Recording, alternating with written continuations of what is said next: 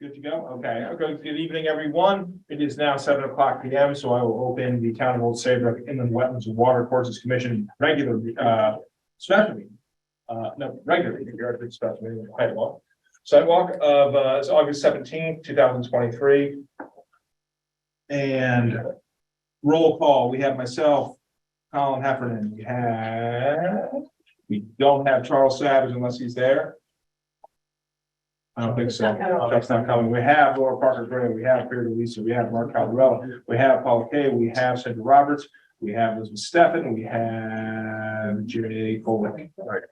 Yep. And so we need 1, 2, 3, 4, 5, 6. We will need one person to sit. As then, yes, you have accused yourself of quite a bit, Elizabeth Steffen, so we will see you. Okay, we welcome your input. We welcome your contributions, but tonight you won't be voting, okay? Very good. I'm going to make a motion to rearrange the order of the agenda to hear application 23007 Atlas Construction after the public hearing for application 23006 CGCT Old Saybrook LLC. Can I get a second? Second. Any discussion? All in favor? Aye.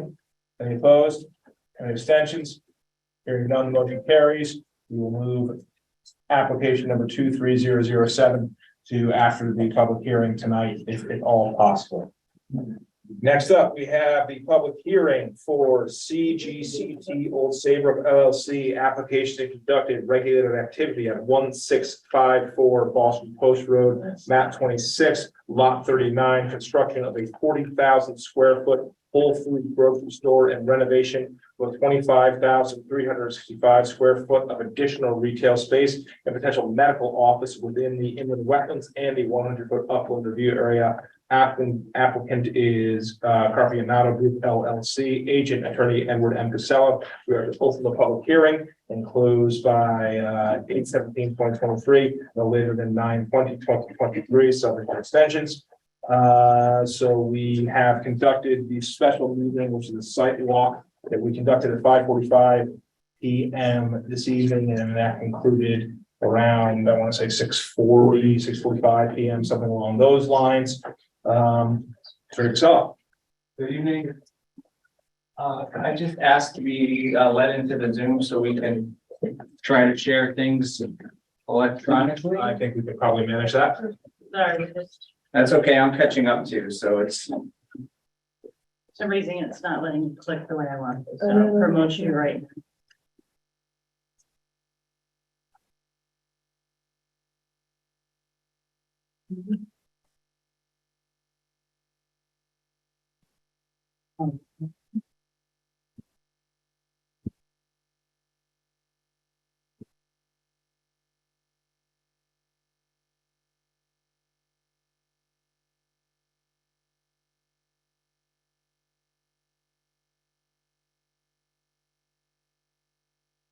You're rejoining, Ed. Think I'm in. Yeah, I'm in.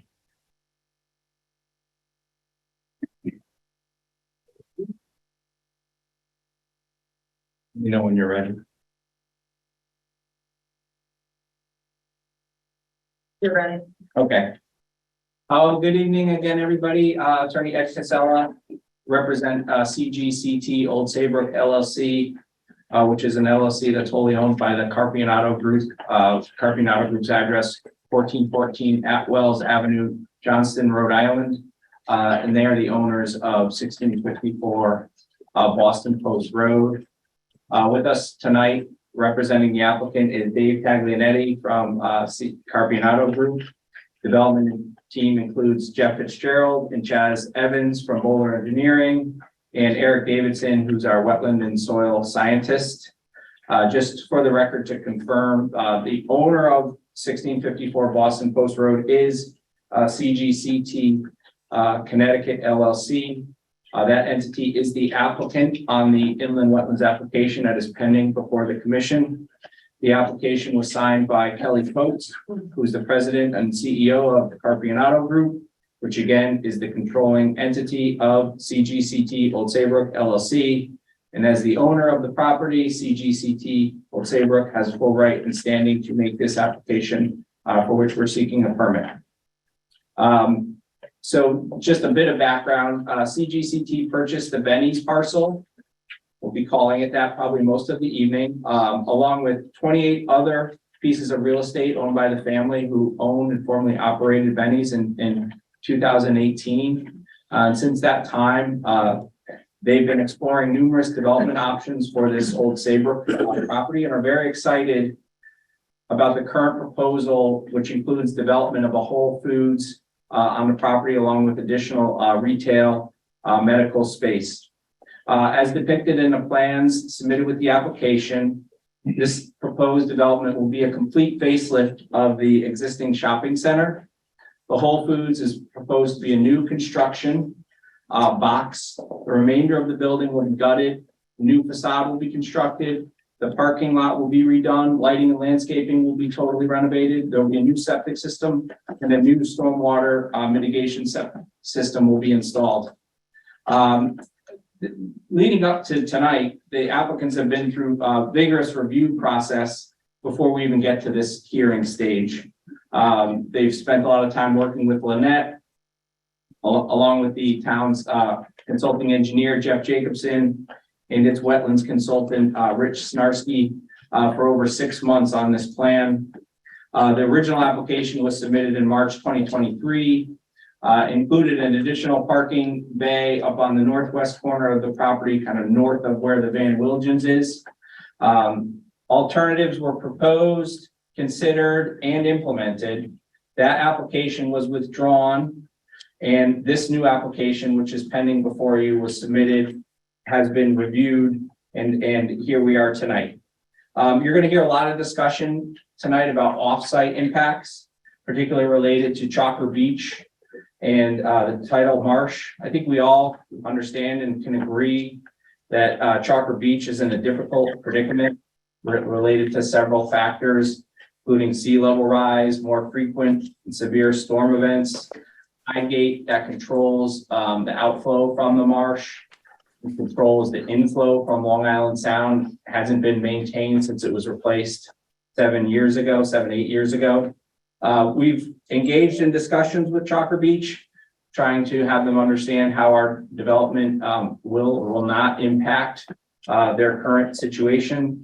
The problems they suffer today are all problems that exist with the existing configuration of Benny's and everything that's north, including Max's Place, all the way up in this whole watershed. But you're going to see that many of the site upgrades, including treatment of stormwater coming off site, are going to be a benefit. And that's what we truly believe. You're not talking about the development of a virgin piece of land. This is a densely developed property with large buildings, seas of asphalt, and zero stormwater mitigation.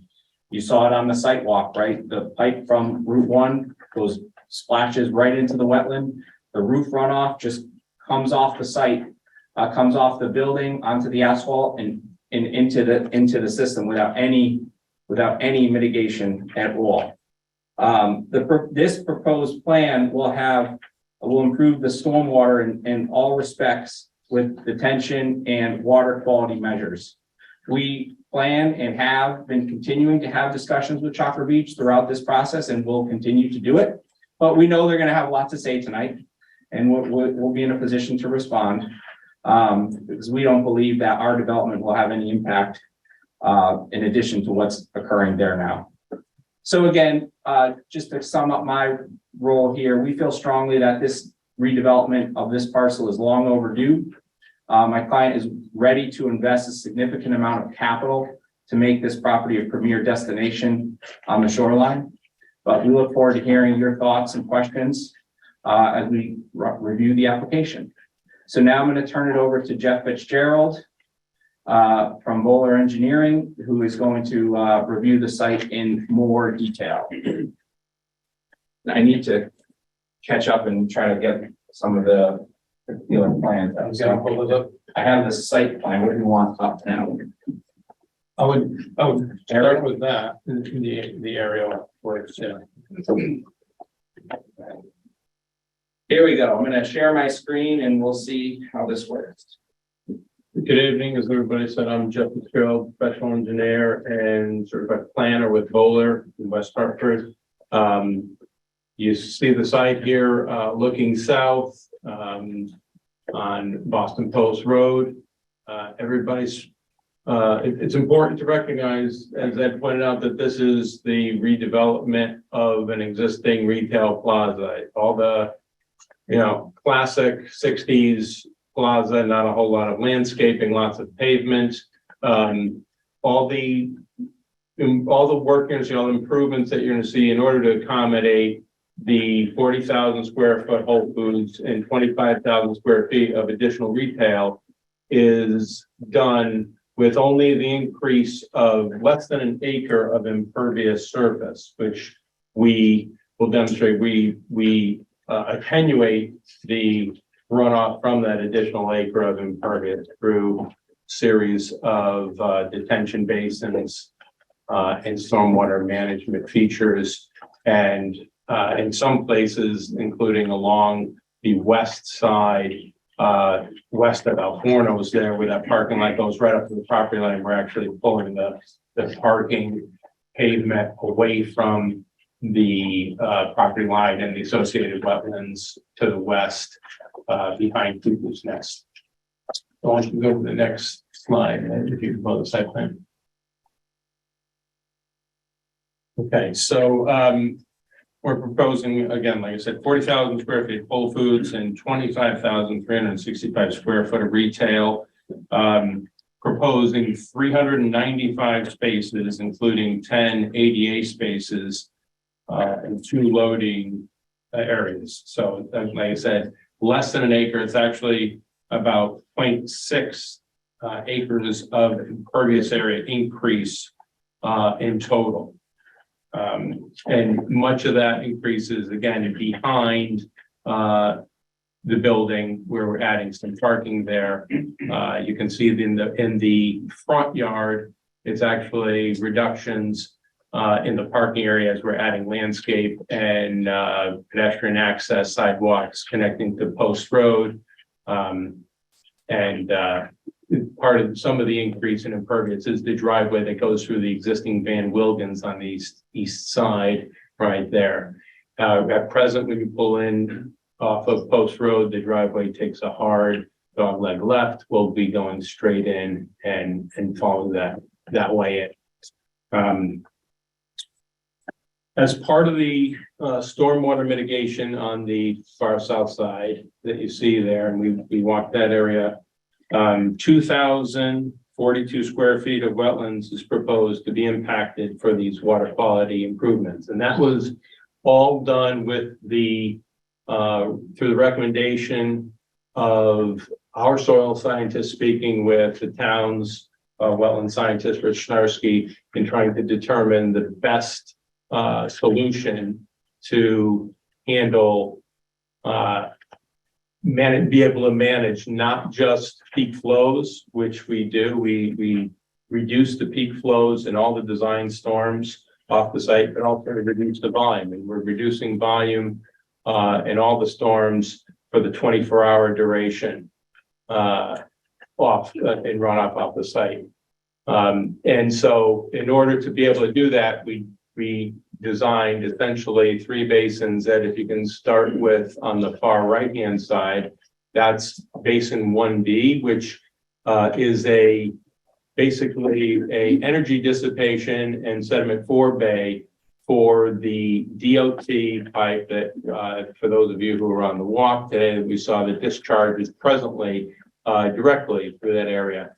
So by putting that air there, we provide stormwater quality treatment that presently doesn't exist, and the ability to maintain any debris that gets in there, sediment coming off of the state highways, Route 166 and Route 1, which both drain to this point through a DOT easement. It doesn't exist at present. To the left of that is basin 1A, which is the larger basin. It collects most of the parking lot to the in the north side, the front parking lot, and the west sides discharge to there. Sediment forebay is just the left of your pointer there on the left-hand side of that, exactly. And then a micro pool by the spillway furthest in towards the rear, where to the south, exactly, keep going south. There's a spillway and a micro pool, permanent pool that provides water quality and stormwater detention. And then the basin 1C on the far left captures all of the roof runoff from the proposed Whole Foods and the remaining retail, 25,000 square feet of retail on the east side, as well as the parking area in the far south, in the southwest corner, and discharges there. You see again, it's a similar design, sediment forebay in front that holds 10% of the volume of the basin, then a large detention basin with 80% of the volume, and then a micro pool where the dock is towards the spillway on the far south end, which is about 10% of the volume of that basin. And those were all designed by our team, reviewed by Jeff Jacobson, the town's engineering reviewer. We made improvements to our designs based on his feedback. As always, typically with a good third-party reviewer, projects get better as more eyes look at it and try and come up with the best solution for the development. So to the south of this, and where the dots are there, that's this large wetland area that's really created by the runoff that comes off the highway and the site, and is limited at the southern end by the former trolley line, which is elevated. And there's and if Ed can pick this up, okay, now the orientation is reversed here. So you have north to the top, our plaza below that right here, and then the large wetland system begins just around there. And then you see on the bottom the trolley line that comes across. And our soil scientist Eric Davison has been out there, and he'll talk about what he observed at that point. But from a hydraulic standpoint, there's an 18-inch culvert under that that's buried and is not a free-flowing 18-inch culvert. It's very restricted, but that is a good thing for Chalker Beach, in my opinion, and as it really creates a additional form of detention. You have a pretty good, about 10 acres in that area south of the site, where runoff is further attenuated before and treated by a good wetland system before it discharges into the tidal wetlands, which as Eric will point out, is on the south side of that trolley, former trolley bed. And that has much higher salinity. And that's really where you can see how our site and the runoff that comes again from the state, not just our site, runoff from our site plus the runoff from the state highway system is kind of contained in that area and slowly leads out underneath the trolley system.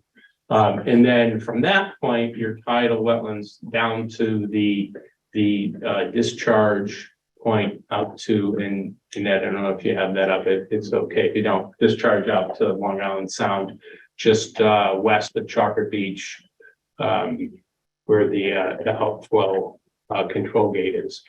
So I'm going to just talk a bit about the alternatives. If you were able to pull that up, actually, this is what I was looking for. So in this image, I just want to press, because there's been a lot of discussion about the potential impact of our development on coastal communities. And I know coastal Old Saybrook very well. And a lot of the impacts south of that trolley bed is very much tidally influenced, and also influenced by runoff further to the east that has a direct culvert free flowing. It's east of Saybrook Pizza that goes under by the in that culvert there. So that may probably has much more impact to the neighborhoods down there than our site does. And again, the stormwater system that we've designed, as I said, it manages our increase in impervious area such that it will have no impact to the residential communities to the south relative to what you get from tidal and from SAM. So Alternative A. yeah, that would be great.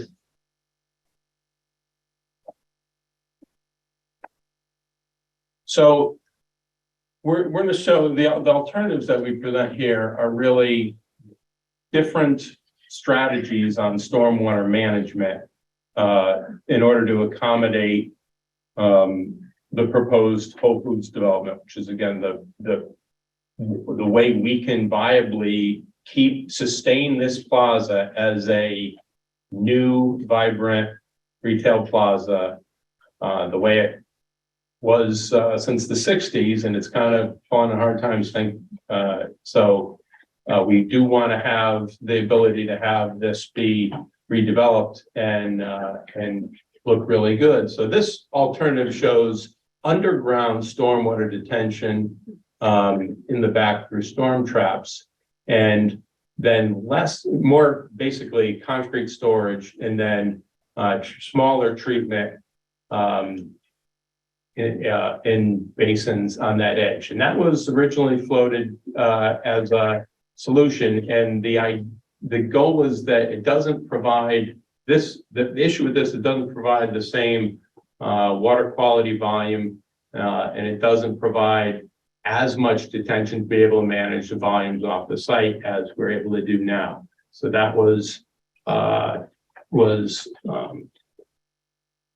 it was a viable and prudent and feasible alternative that we've decided to not do. The alternative that we do show impacts more of the upland review area. If you look at this plan here, you can see how there's a separation from right there to the wetland limit. We had much more of a separation from the actual wetland limit. So in conversations with Rich Narsky and Eric Davison and ourselves, it was discussed that it would be more beneficial to mitigate the invasives in there, move your basins closer to that wetland limit, because they're really, you're constructing a wetland here, you're planting it, you're creating a mechanism to clean and manage stormwater and be able to maintain a stormwater outfall where right now none exists. So it was decided that it would be beneficial to propose the alternative to move closer to those wetlands and have larger basins that provide more water quality volume. And the other alternative we presented is similar to this. It was another, I don't even think we could show it, but I don't know that it's that different. It's a very similar, different strategy, slightly different underground storage. And then we have the no-build alternative. Yeah, this is the other stormwater with, again, underground storm traps and a single large basin that had the DOT flows combined with the flows from the Whole Foods development in one large basin. And that we decided that would not have as nearly as good a benefit. You can see the large impact for the wetlands in the middle there where we were trying to get the volume, provide the volume there. So we chose not to go that route. And then we had the no build alternative, which is to leave the plaza as it is, which it's an alternative. As a person who spends a lot of time in Saybrook, I'd like to see an improvement to the plaza and Navajo. Were there any alternatives considered about making more pervious substances for the parking area other than blacktop paving? Yes, and there's a little bit of difficulty, especially in the back, because groundwater is fairly shallow. And so that's where we have this micro pool extended detention system. So you have above grade, above the water table sediment forebay, and then detention basin, and then the farthest into the spot is a permanent pool, wet pond. So it has it. So we did give consideration to that in some areas. But that hasn't been presented as. It's not presented here as an alternative. Why isn't that presented as an alternative? You considered it as an alternative? Because, like I said, in the areas where you'd want to recharge it, you don't have a whole lot of the groundwater is very variable, and so we want to have a pavement section that's going to hold up with shallow groundwater and with not be impacted to frost heaving, and it's tough to do unless you can get a really good reservoir under pervious pavement, because it ends up being just like it ends up sheet flowing off like it does now pretty quickly if you have very shallow groundwater during a large system. You don't have that storage, where with basins we have the really ability to store a lot of the runoff. So it was considered but not considered to be a reasonable alternative? Correct.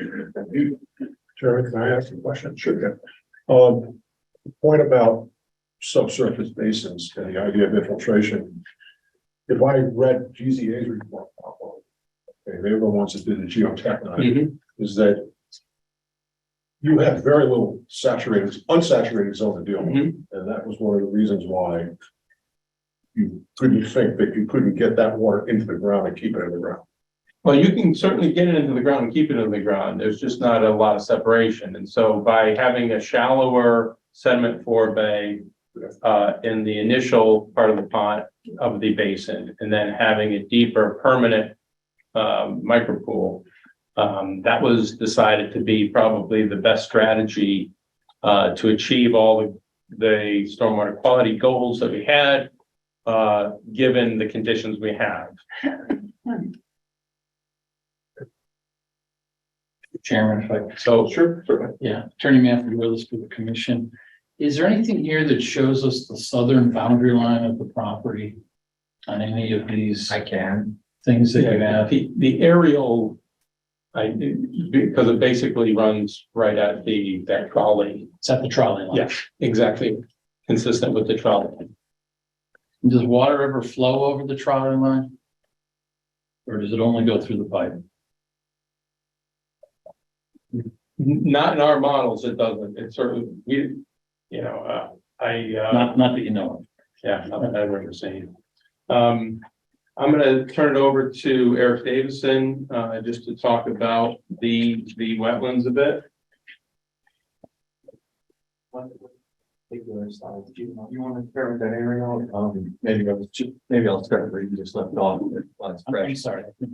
Maybe I'll start where you just left off about the trolley line and Okay. the tidal wetland. Not the large one.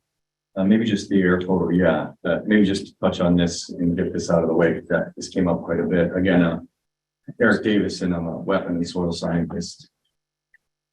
The To answer your question about do we see any evidence of flow over the trolley line, there's no physical evidence of flow over the trolley line. That doesn't mean it can't happen, but if it happened with any frequency, you would see some evidence of scour, matted vegetation, deposition of stone or sand, similar to what you'd see like in a floodplain, some evidence on the ground surface of flow, if it happened with any consistency. I've got a question about the trolley line.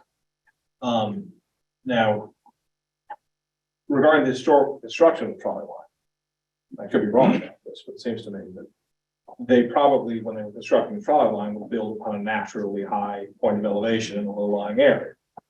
Similar to how, what city I hold near New Orleans that didn't flood was because they built the houses along the high line. The Garden District didn't flood because they built the houses along the high ground. St. Charles didn't flood because that was already a high point of ground. Do we know if the trolley line was built upon a naturally high elevation point, or is that an artificially high elevation point? Sorry, I didn't mean to cut you off. That's my question. We hear about this trolley line as sort of, is being characterized as sort of an artificially high boundary point that's creating this natural sort of basin in which this water retention pond. But my question is that a naturally occurring basin line that they built a trolley line on part of, or was that an artificially constructed basin line that the engineers built through the marsh? It appears to be completely constructed through the marsh. It appears to be entirely a fill. And this same trolley line extends east to where my family has a cottage, and it's the same feature in Niantic where the trolley line runs out through the marsh and it is completely built. Do we know when that was built? I think the first iteration was the late 1800s and the last time was upgraded. It was like the 1920s. Like 1911 to, Yeah, and then it I think that was was the last. deceased in eliminated in 1919 when the company went bankrupt. Yeah, So the trolley line has been there for over 100 years. Yeah, so early 19, yeah. well, 1919. So, but it does appear to be entirely fill, and that would make sense for this landscape. It would be odd to have some sort of elevated upland feature running through the marsh in such a linear fashion. It doesn't make any geologic sense in that part of the coast. So just back to the issue of the tidal wetlands, we touched on this on the sidewalk, but in case folks didn't hear me, there is obviously a transition here in this very large wetland system that runs from the sound all the way up to Route 1. There is a transition in this large wetland system from inland to tidal. Obviously, over time with the modifications that are anthropogenic, like the tide gate and like the trolley crossing, that line gets affected and shifted south from what we could best understand. What we observe both in the physical characteristics of the wetland and the salinity is, as I mentioned on the sidewalk, is that it appears that limit is now up against the southern end of the southern face of that trolley line.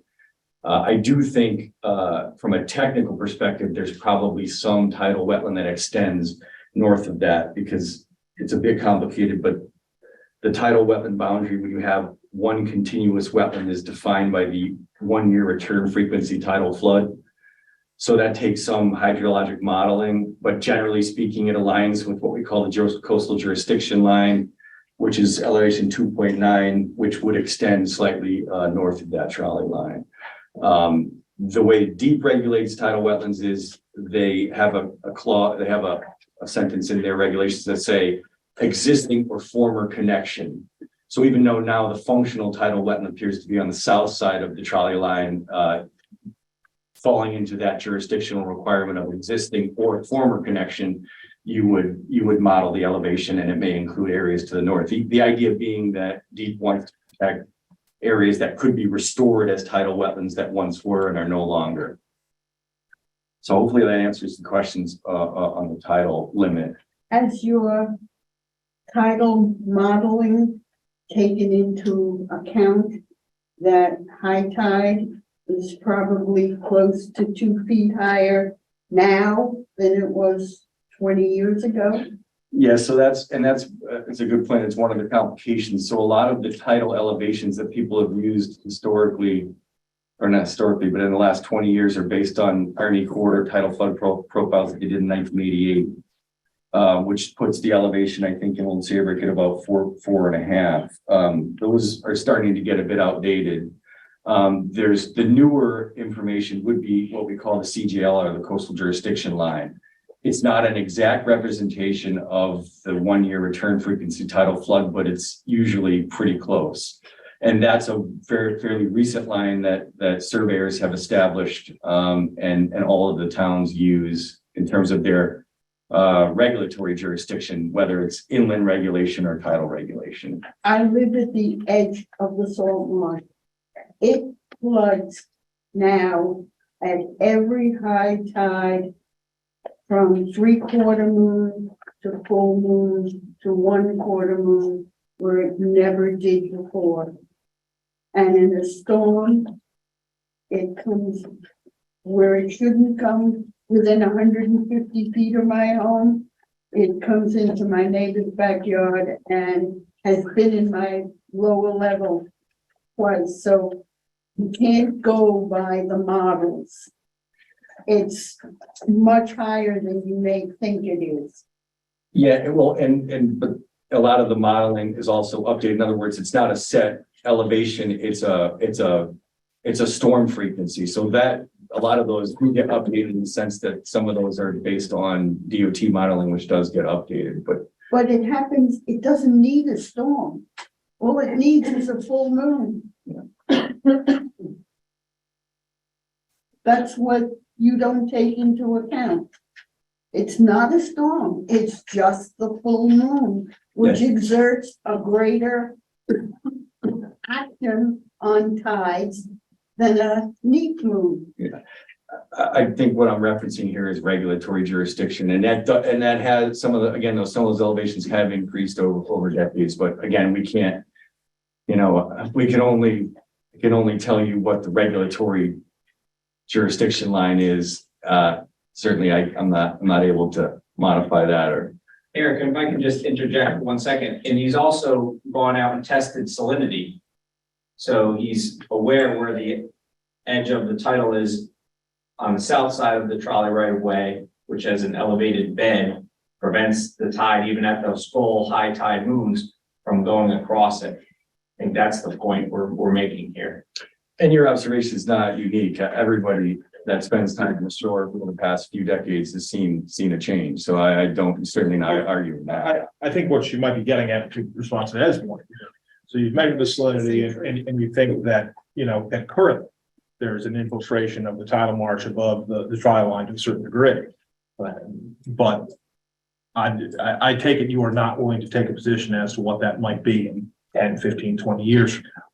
No, obviously you couldn't do that. Yeah, Sure. That just want to make sure that we're not, that's the answer. If I could just add to this discussion here, I think the point that you just made that it's not the storm, it's the moon, it's tidal, is a point I was really trying to make early on, is that the flooding that is being experienced in Chocolate Beach is not really a result of runoff from the Bennies or the increase of 0.6 acres of impervious that we're managing with stormwater attenuation and volume control and peak flow control on our site. That's not going to change it either way. I wish I could do something that would prevent the tide from being 2 feet higher than it was in '88, but that has nothing to do with our application, which is for the Whole Foods on the site, and that's kind of a key point. And that's where having that trolley line act as a further, attention limiter is really reinforces that point. And again, I'm trying to reference regulatory boundaries and actually the regulatory boundary is, if you look at the title definition, it's at or below 1 foot above local extreme high water. So deep actually adds a foot on top of local extreme high water, which is technically above the spring tide, which is the highest tide of the year, the annual spring tide. So the regulations have an inherent buffer on them. And that line does move as that flood information changes as soon as someone updates it. That's obviously DOT and FEMA and all those people have to do that. So anyway, I don't want to belabor the point. Maybe I could just back up and just walk you through the wetlands quickly. I think we saw them pretty clearly on the site. Surveying that for the site map that shows the wetland boundary. Yeah. How's this? Yeah, that's fine. So we saw that this is one contiguous wetland system, all interconnected hydrologically. Starts in the northwest corner with that large finger behind the Van Wilgens stand, and then flows south, and then south, and then southeast. We stood on the the western side of the parking lot and saw where it narrows around the old DOT drainage line and the fill embankment, and then we saw where it comes around the point, and we saw the DOT outlet pipe, or at least a few of us did, and then we saw how the wetland expands out across the back of the site. All of the wetland boundaries on the site are defined by fill. In other words, none of the wetland boundary on this site is a natural transition. It's all defined by fill, either earth or debris, but every hole that we dug along the wetland upper interface is old fill line. So historically, when this site was constructed, pre-Clean Water Act, pre-wetlands, I'm assuming the original development was pre-1972 or so before the wetland regulations came into place, they filled the wetlands that needed to be filled to accommodate the development that they had at the time. Do you think the whole site was filled? No, I don't think the whole site was filled. What I would expect is that the way that wetland broadens out in the northwest corner, that is probably a little more consistently at that width before it heads down and around the back. But I'm sure there was probably an upland basically in the central portion of the site where the buildings and the parking lots are. That would make sense topographically. But the whole back side of the site it's again a fill boundary. There's old, and it's in my report, and there's some photographs. There's old bituminous and old debris all along that wetland edge. And you saw basically how the existing development in a few places is, literally just mowed lawn right to the edge of the wetland. A report that was submitted back in March has all the details that comply with the regulations in terms of descriptions of the wetland soils, the wetland vegetation, the functions and values, all of those things are described in detail in my report. I thought I wasn't going to go through that page by page. I thought it would be best to go through the Snarsky, your third-party review letter by Richard Snarsky, and just sort of the back and forth that we had in terms of his recommendations and how we accommodated that.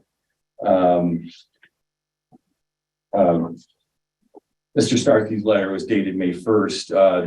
This was done in concert with the Jacobson engineering review letter. So I'll just go through quickly his comments and our responses and changes to the plan. The first comment, which was his comment number 2, was to basically identify the tidal wetland boundary. I think we just covered that in my response. You'll see the description of what I just explained. The second item he asked for was, and we talked about this, I think, with you, Mr. Chairman, out on the sidewalk, was that he wanted an invasive exotic control plan for basically for the area of activity along the wetland upland interface on the back side of the building, the south side of the building. So all of that upland review area activity, where we're proposing the modification of the DOT pipe and the modification of the landscape back there to accommodate the 2 stormwater ponds. He wanted that whole edge to be treated for invasives. We extended that area slightly into the wetlands just so that we could capture a buffer of invasives. We just didn't want to do the plantings and establish a nice native vegetation area at the edge of disturbance, and then have this sort of wall of invasives that exists now at the edge of the wetlands. So again, these are all understory plants, not removing any trees, but we would just extend that treatment into the wetland slightly, which is mostly going to consist of shrub removal, because most of that is just multiflora in the shrub layer. You would ask how we're going to accomplish that.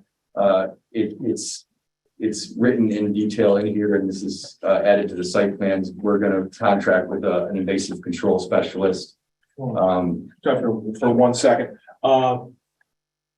Lynette, where is, I see the Bowler responses to the, Are you looking for a letter? I'm looking for the letter, yeah. It's dated May 1st, 2023. Rich's is May first, mine's July 23rd. July 21st was your response. I don't have the English. Do we have a copy of that? I have the July 21st response. That's it. That's the letter right there. Okay, so the letter is, That's- okay, very good, So thank if you go to page 2 of that letter, it's where I'm at the top of you. page. Well, I've got that from Eric Davidson, That's it, that's it. not Rich Snarchi. Oh, you don't have Rich's letter? That's what I'm saying. I'll make copies of it. I don't have it either.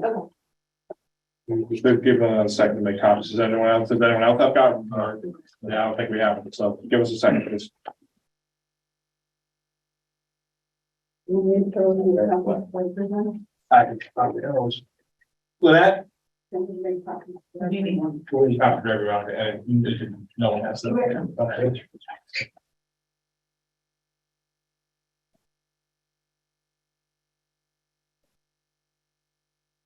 Okay, a little more on.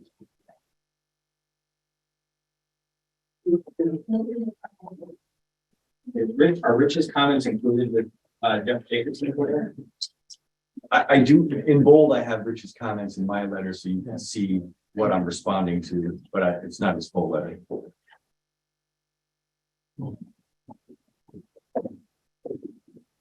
I see that on the July 21st letter, you say that Snarski's comments are in bold.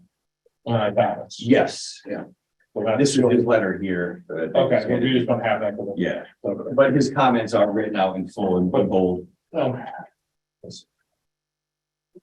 some aren't. Yeah, some of them were just, some of them were just statements and not something to respond to, Sure, so I understand. You just need the whole sucker. some of them were actually stormwater related, which the Bowler guys. Gotcha.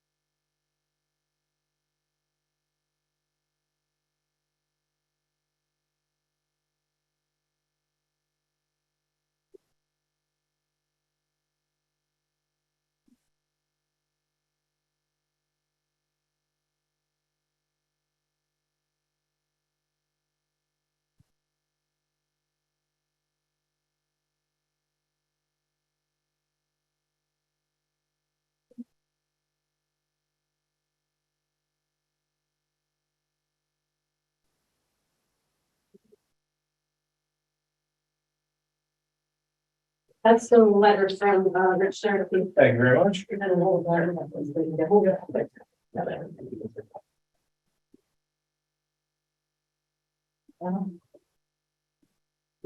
Those letters are available on the website. They have been Okay, entered into the thank you. file. Sorry, somehow if they didn't make it into your packet.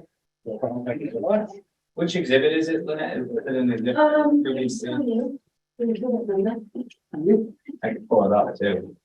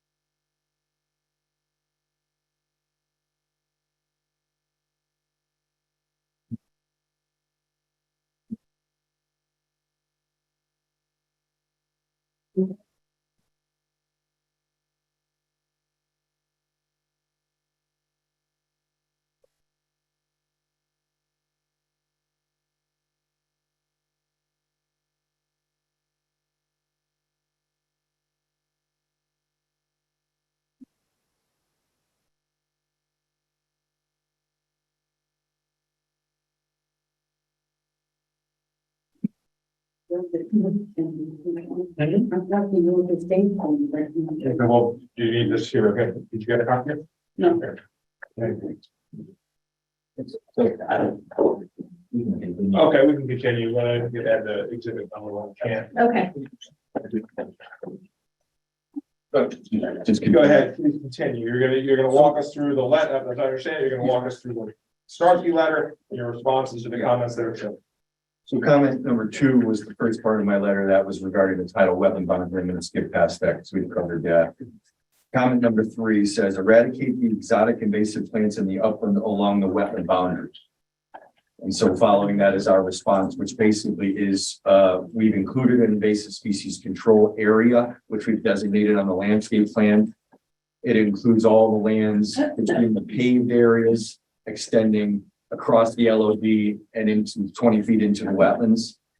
And then we follow by saying that we're going to implement the following measures. Pre-construction, we're going to flag all the invasive species that will be removed. We'll start invasive species control at the start of construction. We'll retain a licensed pesticide applicator to develop a specific plan on how he's going to remove those plants. That plan can get submitted and approved to the committee prior to start.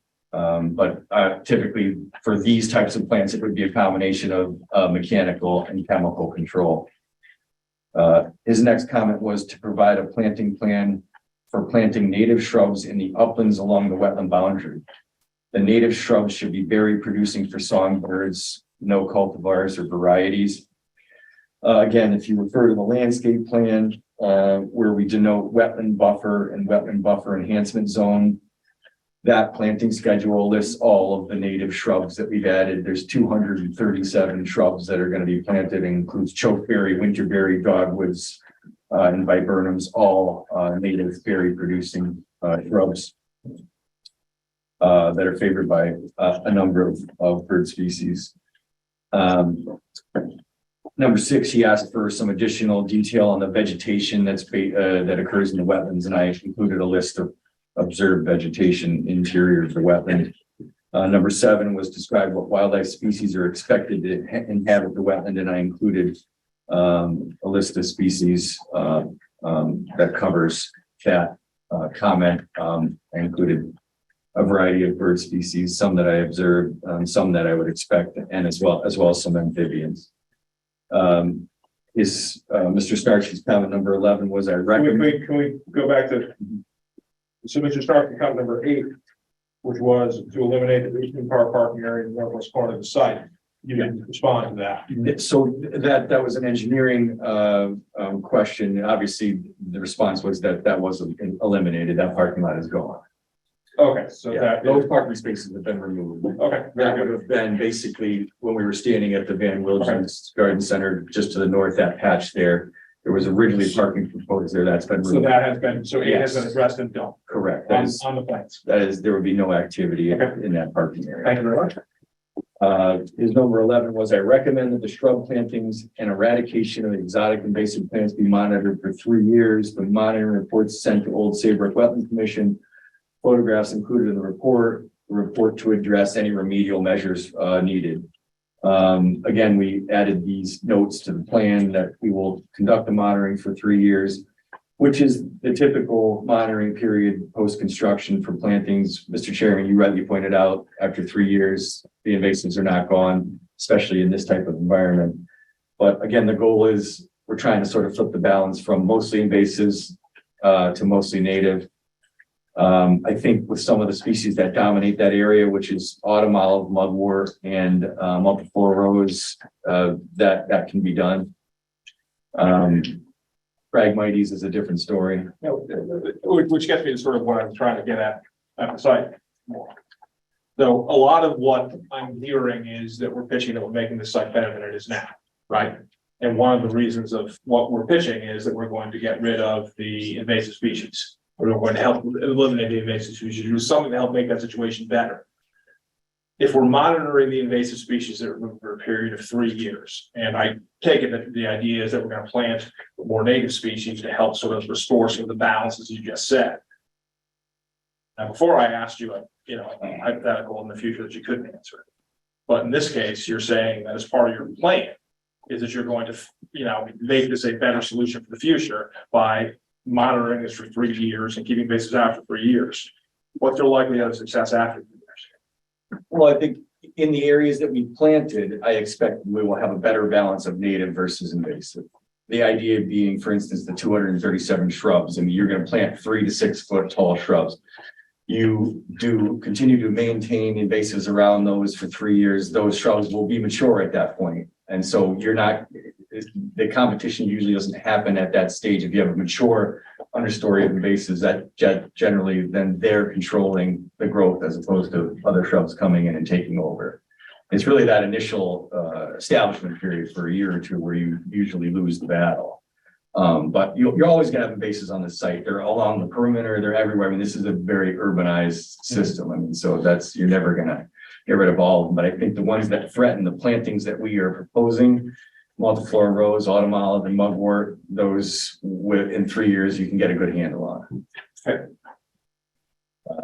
But again, for the rest of the monitoring plan is the details of it. You'll notice that we put in here a requirement of a 75% success rate. In other words, 75% of the monitoring area is indigenous species within 3 growing seasons. So it's acknowledging that we're gonna have the majority is gonna be native.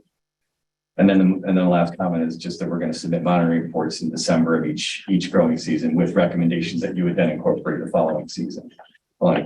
So your plan is that if in the 3 years we do not achieve 75%, that you'll continue activity until we get to 75%? Correct. If we don't meet the goal, then we would obviously have to come back for, a change in the condition to continue that monitoring. Beyond 3 years? Yes, yeah, because we wouldn't know if we met that 3-year requirement until the 3rd year. Okay, thank you. So, I think that's all I wanted to point out. Oh, just in terms of your comment about pervious pavement, and this comes up all the time. I think I mentioned this last time I was in here, but I sit on my wetland commission in Chester for 11 years, so I can sit in your seat as well. And this comes up all the time. You want to do pervious pavement. That's a great BMP in certain situations where you can't incorporate a stormwater detention pond. These wet basins, planted wet basins with sediment forebays, that's the best treatment you can get in terms of removal of hydrocarbons and all of the nutrients that you would expect on a commercial parking lot. They do a far better job than pervious pavement. So. Is there something that, is there something that would prevent someone from, other than cost, from having pervious pavement and retention basins? You can do that. It generally would shrink the size of the basins, but I think what Jeff was pointing out is you want to have enough separation between the bottom of the pavement and groundwater, because it's in that soil profile that you get removal of toxins or sequestration of like any kind of hydrocarbons and things. And in sandy soils that we have here at the shoreline, you get less of that because the infiltration rates are so high. So you're going to get much better treatment with the basin because you have organic soils, you have a longer holding time, you have dense vegetation. The vegetation does a lot of the work. A lot of the heavy metals and hydrocarbons that come off of commercial parking lots that can be, waste off of cars, that gets bound up in wetland soils that you construct and install in the wetlands and in the root systems of the plants themselves. And the plants can uptake some of those, including bacteria and other pollutants that come from stormwater. So the best of the best is a stormwater basin. Usually the constraint is size. You need space to install them. Okay. Can I clear up the confusion about that letter from the soil scientist?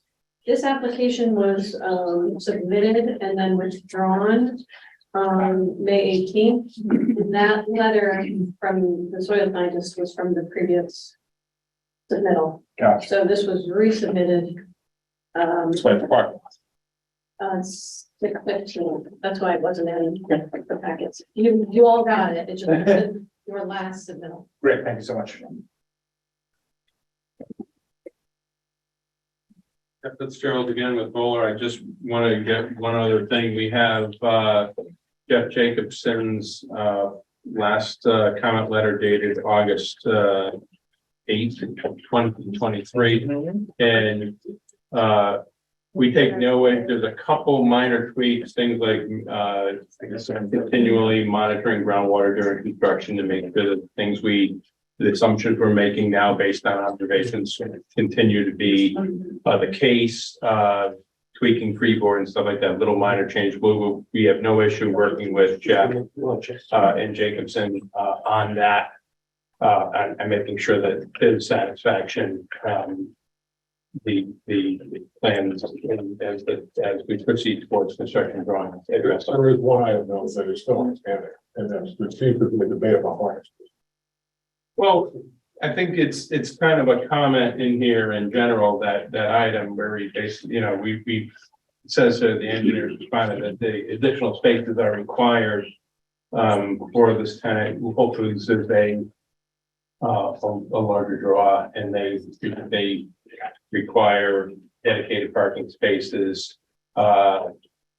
We really need the amount of spaces we have shown. We don't propose any additional spaces. Again, we had initially, when we started, an alternative I didn't present is at an out parcel building up front, and we couldn't do that, a restaurant up front, and we couldn't do that well in order to keep this grocery tenant. Just to clarify one thing you just said, you said that you needed the spaces. You need the spaces because it's a zoning requirement, or do you need the spaces because it's what the tenant? It's a tenant requirement. So the tenant, so the need, The lease agree, it's the need comes from the tenant. yeah, it's not a requirement of Old Saybrook. Sorry. So just when we say need, it's a tenant need. Yes. Okay, that. Yeah, Jeff Jacobson points out that the number of spaces provided are in excess of what zoning required by the zoning Yeah, regulations. so just want to clarify when you say need, what we. Yeah, and if I can just add on to that, it's an economic need as well. The tenant is what's driving the development and allowing for the scope of the redevelopment. And the additional remainder of the building, except what's proposed to be cut off, is all baked into the mix of the economics of this project, which make leaving those, needing those spaces a requirement. And it's not economically prudent to be able to eliminate those spaces, because then this project no longer makes sense to redevelop. Tenant goes away. Exactly. Okay, so now those spaces, the tenant that you're looking at goes. They have that requirement. Okay, just want to make sure we're all on the same page of what need. Can I ask a question? Sure. So there's multiple tenants, and you have a higher requirement for parking or request from both. When you think about reducing parking or putting some in reserve for the other tenants to be built and needed versus building their own one. Introduce yourself for the record. Yeah, good evening, I'm Dave Tagley, Navy with Coffee out of Wood. We have several Whole Foods projects stores that we own, and we've negotiated leases with them on 3 different stores over this past year. And not only does Whole Foods put a requirement on their parking field, but they put a requirement on the adjacent uses parking field. They don't want those uses underparked, and have tenants and customers going to those uses, coming in, parking in their lot, taking their spaces.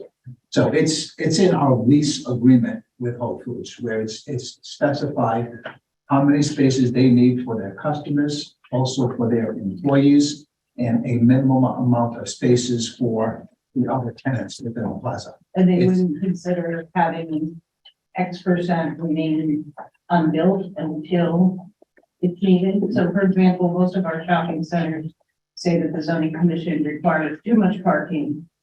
And we take sections and we leave them grassed or wooded area.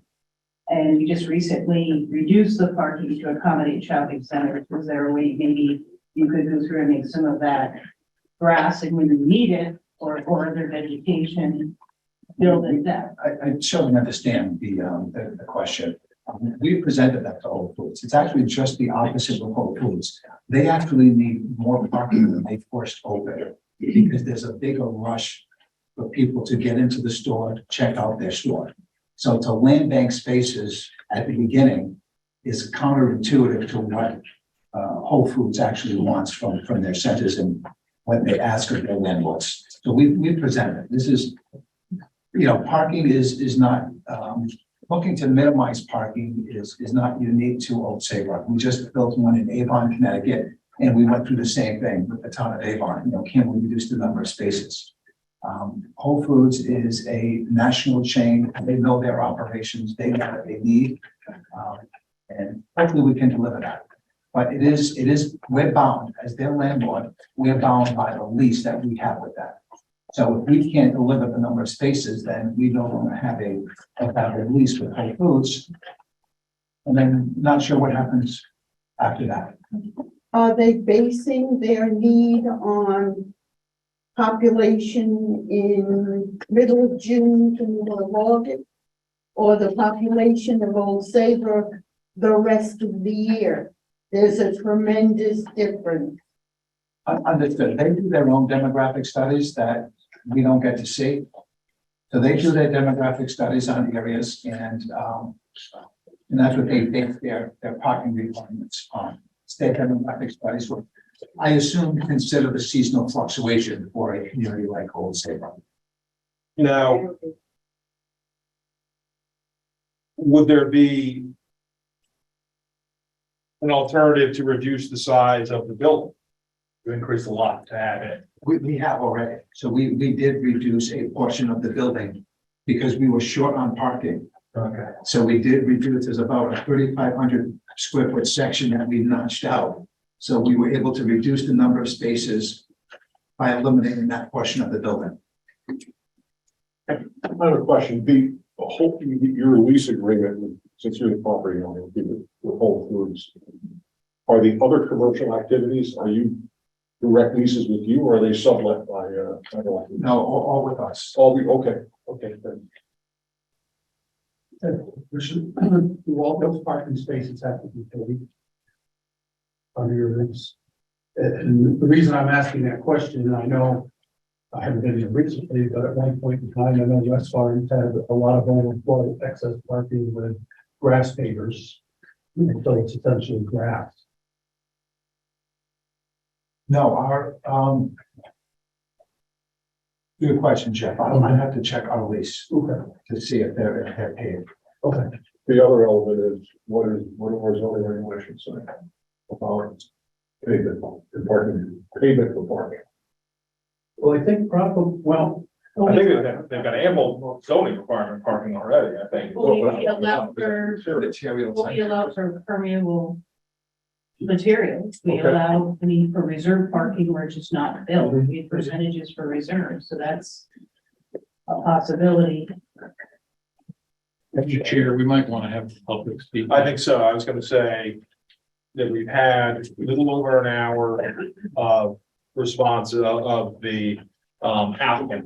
It sounded like we were at the terminus of the gentleman's presentation. So I think now might be a good time to move on to let the public speak tonight based upon, certainly in questions for the applicant such as they presented, or any other thought they may want to have so that we can, have to proceed. But thank everyone for the presentation of the applicant. I think now, and if you agree, we agree, then we can have the public open up. I understand the gentleman in the blue polo was chanting a bit. Okay. I'll go ahead. Very good. And we do have people online too, so we. So we very well, do you want to do people online first or do you? Maybe just go back Sure. and forth. All right, we can. Take you first. So my name is Stephen Sheehan. I'm an attorney. I've been asked to come here on behalf of Chocolate Beach Improvement Association.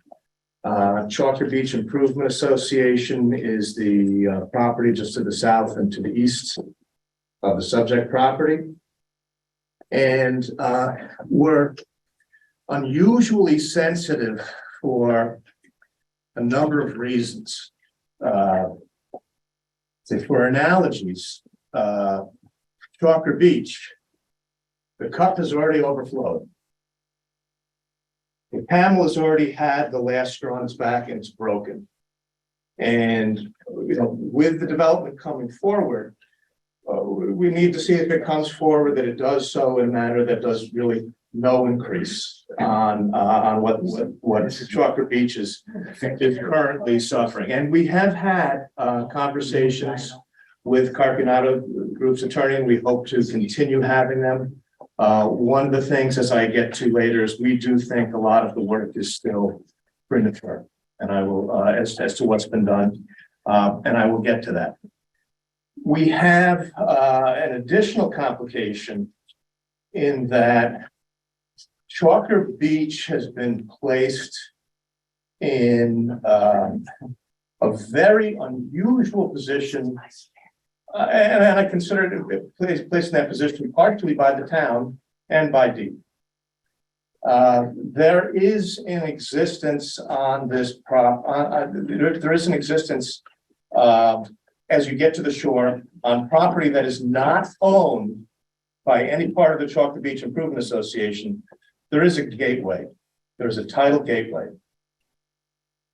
The COP from DEEP on this names the certificate holder, not the town, not the property owner, but Chalker Beach Improvement Association. Who's the property owner? Property owner on that is Summerwood. Summerwood Common. And I have reached out to the selectmen to ask about, there are processes where you can change a COP with the DEP. And I have asked the Can you define COP, COP for the record? the certificate of permission to install the tidal gateway. Thank you. Is the COP, the COP. Okay. And CBIA, Chalker Beach Improvement Association, is the current certificate holder. The certificate holder in that COP that was issued in paragraph 13 thereof gives maintenance requirements. Now, Chalker Beach Improvement Association doesn't own backhoes or other equipment or any equipment really appropriate for maintaining the gateway. It has been done sporadically by the town. In 2014, the DEEP had advised CBIA that it was contacting Old Saybrook Public Works and Larry Bonin in Public Works to clean sand around the tidal gate head wall to try to make it function properly and more efficient. Now, the last time, to my knowledge, that this has really been maintained regularly was in 2016 when the Max, our Big Y Plaza development came in. As soon as they came in, nothing. And Chalker Beach is suffering the problems with this since then, now 7 years. And, you know, we have a man-made structure with fighting a natural force, and it will have sand accumulation as well as the mosquito management. DEEP also submitted that they were going to permit town to do clean out of the ditches with the mosquito management channels that are dug in that area. They're also not maintained. So currently right now, you get flooding regular whenever we have any rain events. And it is causing severe problems. This area of town has not had the septic improvements that other areas of town. They don't have the technology that can handle the depth of soils and the high seasonal groundwater that exists in this area. So other parts of town, the easy parts, the town has already hit, when we avoided sewers, we went immediately for the low-lying fruit. We took care of Cornfield Point, we took care of Knollwood and some of the other areas in higher elevations, but we haven't done anything really to be able to address Chalker Beach. So we have these water events and they come, it immediately causes a problem because, as was discussed, when you have sands and loose soils, the effluent from these septic systems is not having proper time to be treated, and we get groundwater, what we end up with is puddles in yards, puddles in roads, and we've got E. coli. And we've got little kids going through this. The town is not doing what they should be doing on maintaining. They're shifting the burden on Chalker Beach, who does not own the gateway. And when they approve Max's Plaza, and when we just approved the other development just up the street, expense plan, all that water naturally flows down through the Chalker Beach. And so that's why, we're so concerned. We'd like to see this project go through. We'd like to see it go through in a way that does not increase our burden or assists us in managing this burden. But it's not, Chalker Beach doesn't have something against Whole Foods, and we would like to work with them. And in part of that, we have had, the Chalker Beach has retained Trinkhouse Engineering, and I apologize to all involved that this was just received this week. And I apologize as well to Attorney Casella that he doesn't get this until this week and doesn't have time to really respond. Does he have a copy? He does. I mean, when I received a copy today as well, I made sure he had a copy before. Thank you. I try not to be a sandbagger. And I've been luckily, I've been away sailing until just a day or so ago, but with part of the problems when we have with the design as it exists, and I'm just going to go over the highlights again because it may need to be addressed later, but there's a question. These stormwater basins are currently not designed in compliance with the Connecticut Deep 2004 Stormwater Quality Manual, and it's defined in the report that we provided you. One of the items that I think we should also really. In reference, you're referencing. I'm referencing the Trinkhouse Engineering report, which is dated August 16th, 2023. Thank you very much.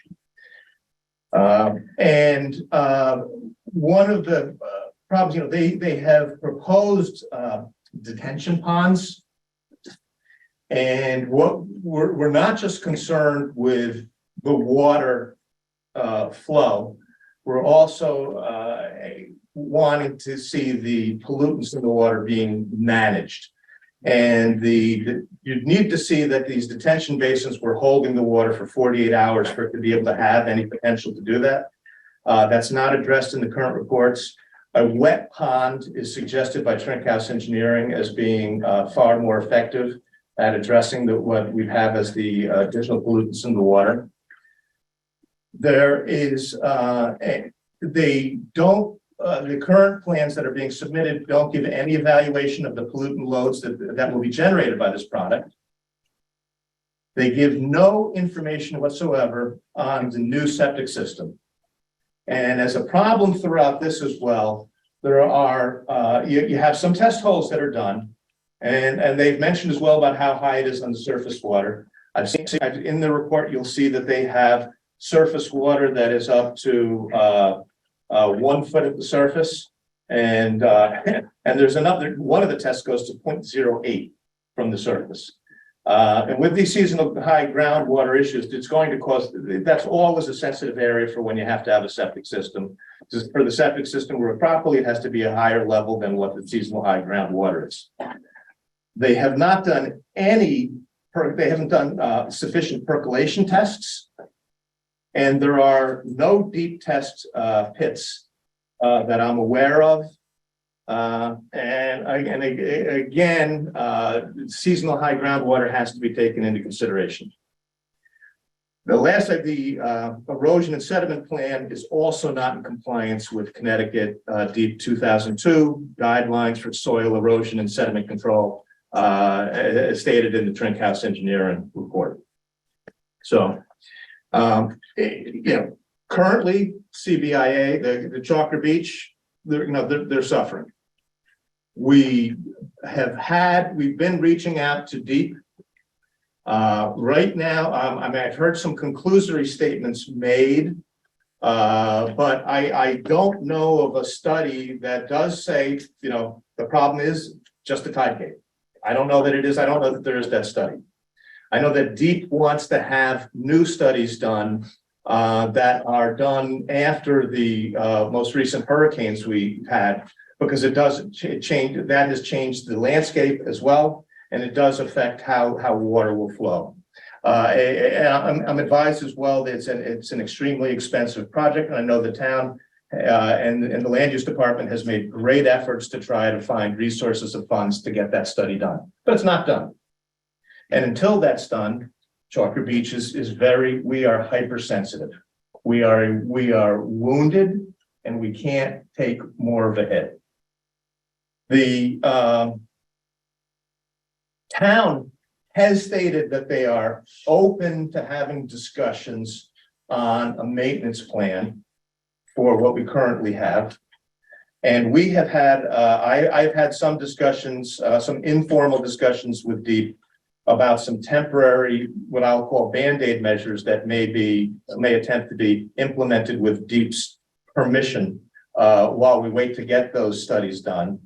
But we're very concerned with with a project that has an increase in surface area, that has detention ponds instead of wet ponds. And we are very concerned about anything that can cause any further increase on E. coli showing up in the surface water of the homeowners on this property, as well as the streets.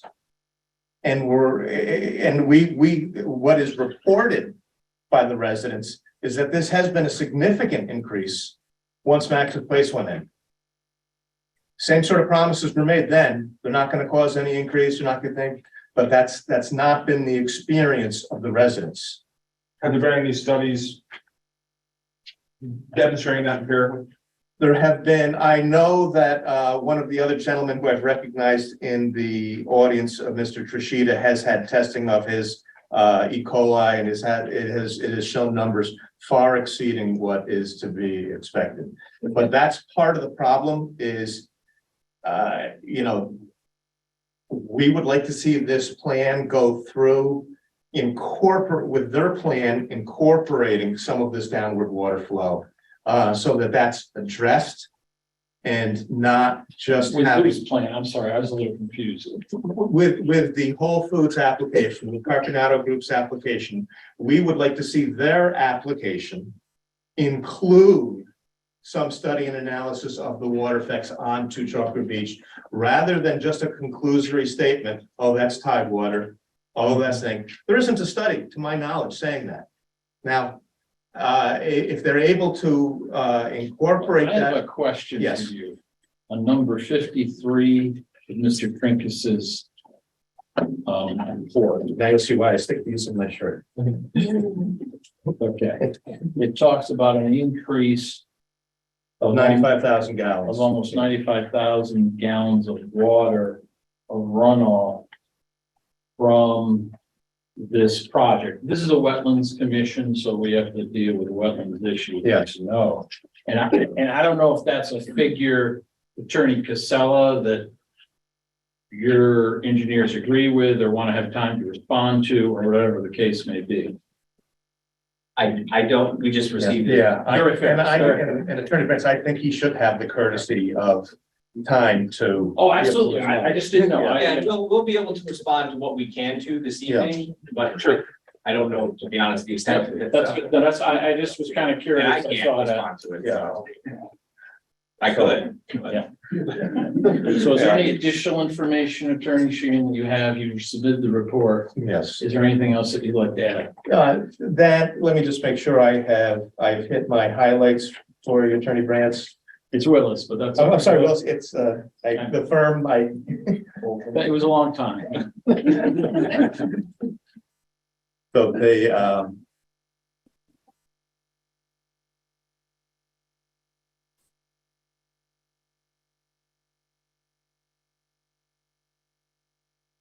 and I think that I could yield time to the other parties who wish to speak at this. Thank you. Appreciate that. Okay.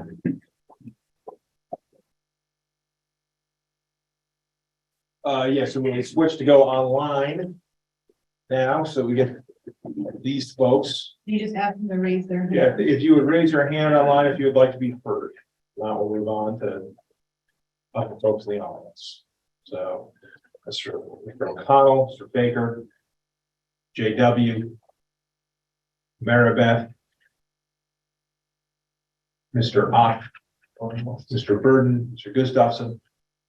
Going once, going twice. Moving on, the gentleman who's raising his hand in the back, please. Thanks, Senator. Sure. Good evening, my name is Henry Resnick. I'm a real estate development consultant retained by MBA Restaurant Services, which you all know as Alforno. Bob Zennel, one of the owners, is here with us tonight with his wife Linda, who's also an owner of the restaurant. And Ben is taking an unusually night off to see his family. So I have one question and then one statement. Can we put up the map that had the site plan on it, please? In a minute. Thank you very much.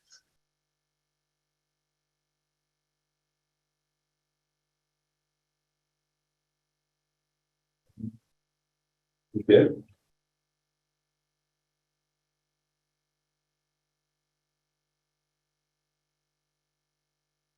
I'd like to ask Mr. Fitzgerald one question.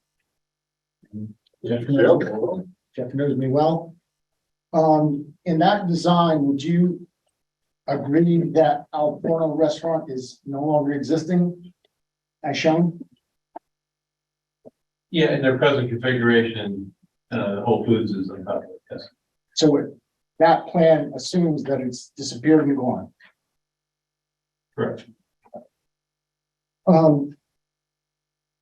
Attorney Bergen, who represents the family, sent a letter in which is on public record. I don't know if you all had a chance to read it. And if not, I'm happy to read the entire letter into the record, or I can just give a highlight from it. I think highlights will probably do. Sure, be happy to, but we would appreciate it if you would take the time to read the entire letter. Understood. The key thing that we'd like to convey is that no one is against, similar to the last speaker said, ultimately this project getting built, but the recognition is Alforno is an established business. It's been there for almost 30 years, and it has a lease that has another 10 years or 11 years to go. So we don't understand how the commission is hearing a application where the applicant doesn't have control of the space, because there's been no agreement between the applicant and Alforno for its ultimate disposition. Understood. I think that might be a bit beyond our purview, and I think you may have civil remedies beyond the Inland Wetlands Commission for that, though, sir. We're not sure that Inland Wetlands should even be hearing this at this point. Well, you know, we have an application form. It's been signed by the owner. Your client may indeed have civil or other remedies, but this is an administrative board. We can't make legal decisions regarding title. And so this application's going forward. Obviously, they're doing that at their own risk. Well, we just want to be clear that I think everybody in this room knows the family, knows the restaurant. And we're having a difficult time both legally, which Attorney Burden has laid out and would ask you to read. And we do think it's in the purview of this commission under his analysis to make that decision until there is an agreement.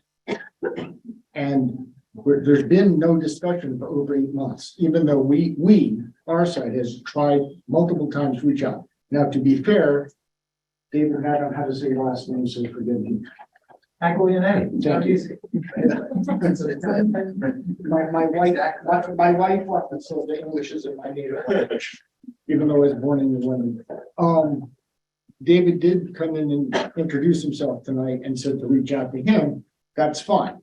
But we want to make it clear that we don't think the commission should be hearing this or making a decision about this, because it's in essence saying to the world that Alforno won't exist anymore.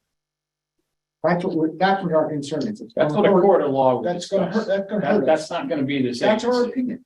Yeah, no, I know, I understand. I'm just, we're just making our opinion very clear. yep, We appreciate that. Yeah. Thank you very much. Desmond. thank you. Sir, Lou Gosher. You gotta identify yourself for the record, please. Hi, my name is Lou Trishita. I own 14 Bergy Road. I met you all at 92 Spencer Plains application. I came in here. To what Attorney Sheehan said, basically, here is test results done in 2023 that show a high Enterococcus bacteria, which is basically septic runoff, which I Sal, do you have one of these? I didn't get- Is this part of your package? that's what no, this just, I just make these passes. No, it's not. Oh, you want to give them a copy? Yeah, please do. That one. Alright. From the other one. Here's one from 2021. And we'll We'll know need a copy, we'll need enough copies for everyone as well as for the record. if they're, Yes. okay. What their soil scientist said, and Jeff, I'm sorry, I don't know your last name, said that it was seawater and tidal water coming up. You'll see on the 2021 test, it's consistent on the bottom. It says it's consistent with drain water, which is fresh water. Where did it say that? On the bottom of the 2021, On the bottom of 2020, I see, on the very bottom, I see a signature by Dave Ferris, Flag Prairie Director. The comment CETPH016. I'll give you the original. Okay. Did you see it or no? Not on mine. Okay, I'll give you the original. Mine cuts off. Yeah. Oh, lousy copy. While you're looking for that, could you just clarify where that test? My property. My backyard, okay?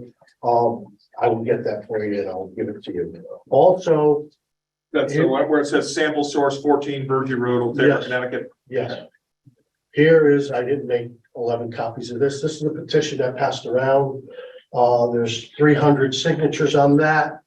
Basically saying that the tide gate is inefficient and it needs to be repaired. I didn't think you wanted 300 people showing up. No, well, I mean, we'll welcome all comers. We'll need a bigger room, but okay. Well, yeah, we will need, if you want to put this in the record, we will need copies of it. Okay. For everyone, you're free to. If you Also- want, hold on a second. Okay. If you want to talk about that document, rather than it's just existence that you've presented, a petition that you signed, then we're gonna need everyone to have a copy, including Attorney Casella, talk about it, and we can wait while that's done. Otherwise, if you want to move on to your next exhibit, we can make copies and enter it to the record. But we can't talk about that unless everyone has a copy to look at, Okay. including Attorney Casella. We have to wait for copies. Also, Hold on. Don't need just to make copies, well, Which document are we talking about? It's a petition. the petition. Petition. We need a copy. I don't know if you have a copy of that or not. I don't have And a. we'll scan it and put it on the website also. Okay, very good. She's gonna make copies. For all of us, one for the record and one for Attorney Casella. also, you have in the record that there's a letter from Waldo Associates stating that because of the ineffectiveness of the tide gate, that this marsh and surrounding properties have lowered 1 to 1.5 foot elevation. As part of the record, was this submitted as part of this application? It was submitted over a week ago. It's online. It's Okay, very good. out in Thank you. public. So there's a packet, a large packet with a lot of photographs. Okay. That is from dated, is an email dated August 7th? No, it's actually, I'll give it a second.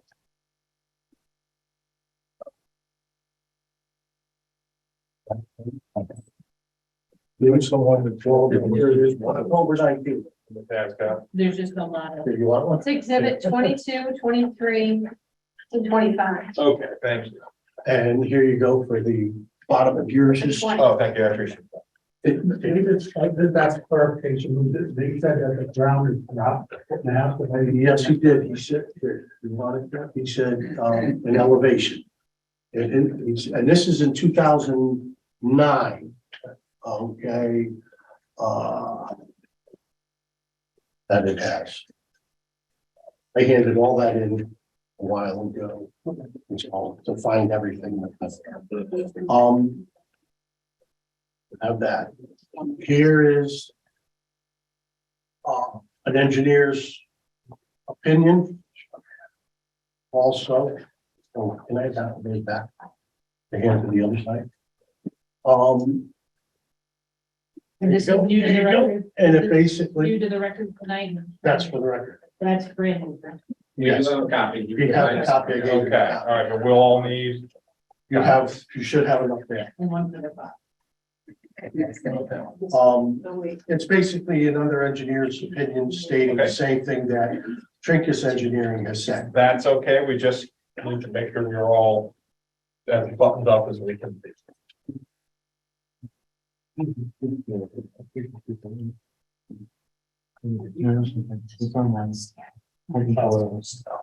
I have a question for the board.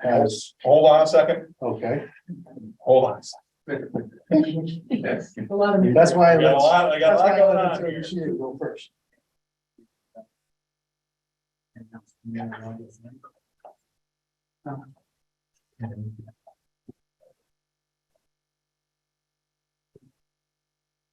Did you get this on your phone? Here we go. Okay, those ones. Yeah, we got it. Yeah.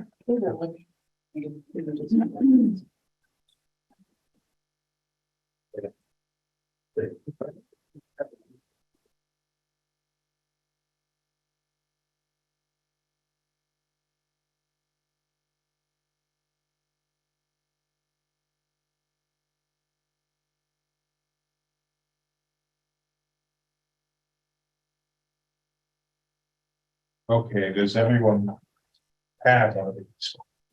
Yeah, we're gonna talk about, okay, and Trey Caselli, you have one as well? We do. Okay, very good, sir, what would you like to say about this, the statement from HK Associates LLC? Me? I just said it's basically states the same thing as Trinkus, because I also work with Trinkus Engineering at the same time. Okay, The copies I handed out of the test contradicts what they said about it being tidal wetlands.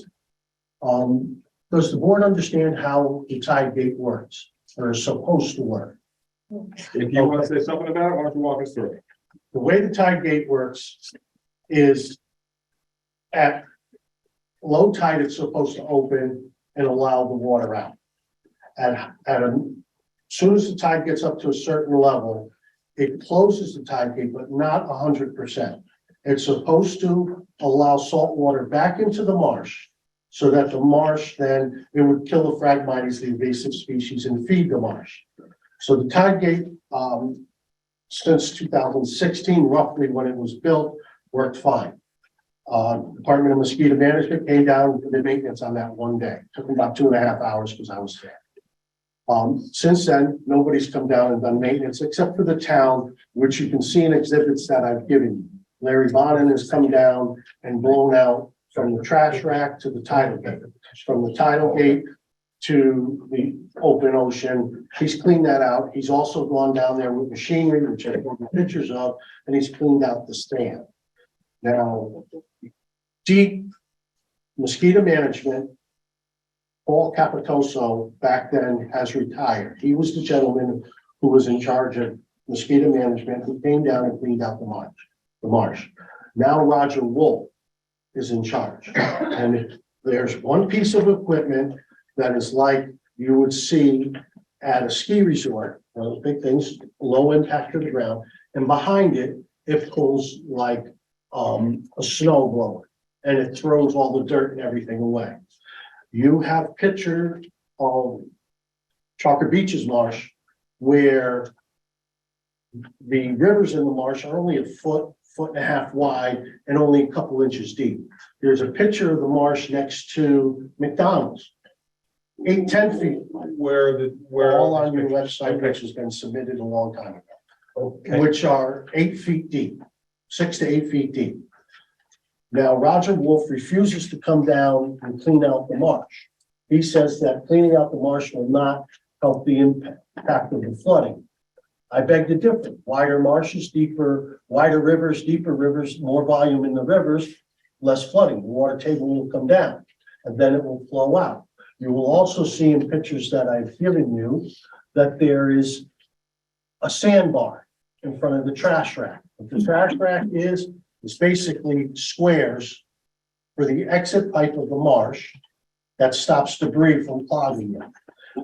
That main channel hasn't been cleaned out since 2016, and you'll see there's a 4-foot sandbar right in front of it, and the water coming down from all the exhibits I've given you and from the side rivers is only about 6-8 inches. So you have an engineer over here, a retired engineer, I believe. He would tell, Jeff also has been on the property.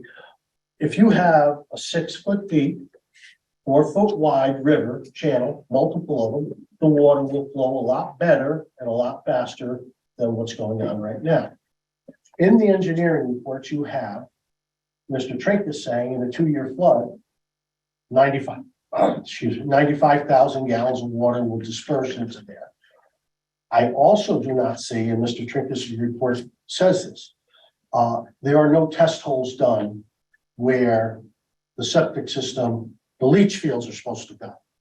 Now, a restaurant, if they're serving lunch and dinner, is between 45 and 65 gallons per seat discharge. Do you have any data on the discharges of any of the Whole Foods fresh water, since Whole Foods is more like a hybrid restaurant supermarket because they prepare foods. When you prepare foods, you need to wash, rinse, sanitize, you need the slop sinks, you need the hand sink, then you have to clean floors, you have the bathrooms. On top of the regular, I believe for a restaurant, it's 5 gallons per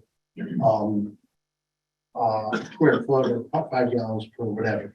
I don't know the exact number. So that's wasn't picked up anywhere in their calculations for a septic system.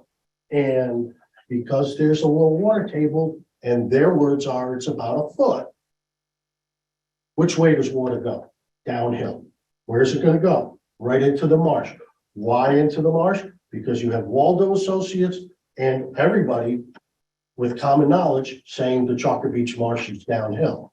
Now, the current system, okay, which serves the property, what is the total capacity of that one that's there now? And what is the one you're going to put in? You don't specify that. What is the current flow rate? You could go to Darien, Whole Foods, they're on public water, get their water bill and find out and do that, okay? Has anything been maintained? The existing sewage and grease trap over the past 5 years? Is it outdated? Has it been cleaned up? Okay, how often has your grease trap that's again done? All of these things add water to the ground, even their leach fields. Their leach fields are going to be in the front parking lot. What the front parking lot is filled underneath the asphalt. So now I'm asking this commission and I'm asking them because they told me they were only going to raise the parking lot in front of the building 1 to 1.5 feet. Is that correct? You want us to answer questions? Oh, okay, well done. Okay. We'll hold off and I trust Okay. you to take notes and answer questions. 1 to 1.5 Yeah, and the feet. questions need to go through me first. And Oh, I'm sorry. we're taking I notes. know. And sorry, I have problem following instructions. That's okay, and I've been timing you. And I now. apologize for I it. started timing you well into your presentation. You're already at about 4 minutes. Okay. So we have other people who want to talk. No, So let's I'm- a minute and then Then I'm you've submitted ample evidence. I'll be done with the low water table and all the volume of water that's going in there, plus the state water that just bypasses there, Max's place. 92 Spencer Plain Road, which you guys have approved for 20,000 square foot retail space. How many other developments are gonna go into this marsh where all the other marshes are free without a tide gate? I'm done. Any questions? I would just like to make one clarification. You're referring to it as a low water table, really should be high water. table. Okay, thank you, Jeff. Jeff's been at 20 meetings, true. Thank you, sir. Thank you. Okay. Anybody online want to make something, say anything, raise your hand. Going once? Going twice? Nobody's raising their hand online. Okay, anybody from the public wish to speak? I'll speak. Yes, sir. If you got to find yourself for the record, that would be. I'm Gary Albanese, property owner at Chocolate Beach. I'm a drainage and paving contractor for 42 years. And the one thing that I want to try to state, got 100 acres of land coming into that marsh. Businesses, roads, and it's going into a 24-inch pipe. All this, there's hundreds of pipes that go into that marsh. And part of their water is going to go into that marsh. I don't care what there's trolley crossing or not, there's pipes that go underneath that trolley crossing. That water is going into the marsh. And when you get a storm, that 24-inch pipe cannot handle it. I've watched the water go up to the road, right up to my driveway, probably 5 times in the past 10 years, or since that tide gate was the original tide gate put there. We need a bigger volume of pipe because when the tide gate is shut and we get a storm, no water can leave. So at a mid-level tide, at mid-level, if you put 2 pipes side by side, 24-inch pipes, that would give the exit volume out of there. It'll help the flooding tremendously. That's talking about the water inflow from the ocean. No, the water, that's the fresh water. So Okay. all that water, it's not tidal water. That is fresh water that comes into that marsh. And it gets blocked at high tide and it gets blocked by the tide. And then it overflows. And it fills that whole marsh right up. It's a pond. This isn't, nobody's talking about that. Okay. This is part of us. The tide gate is a tide gate, but it's part of the stormwater system for the public. It acts as both, so that it's undersized. And what I'm asking Whole Foods or the developer is to take that into consideration, part of their drainage study, and figure out how to get that water out of the marsh quicker, because we only have a 6-hour time to get the water out between tides. The water will not exit at high tide. So that water just keeps backing up, backing up. If we had bigger volume of pipe exiting, the water would leave faster and it would decrease the flow. Okay. Thank you, sir.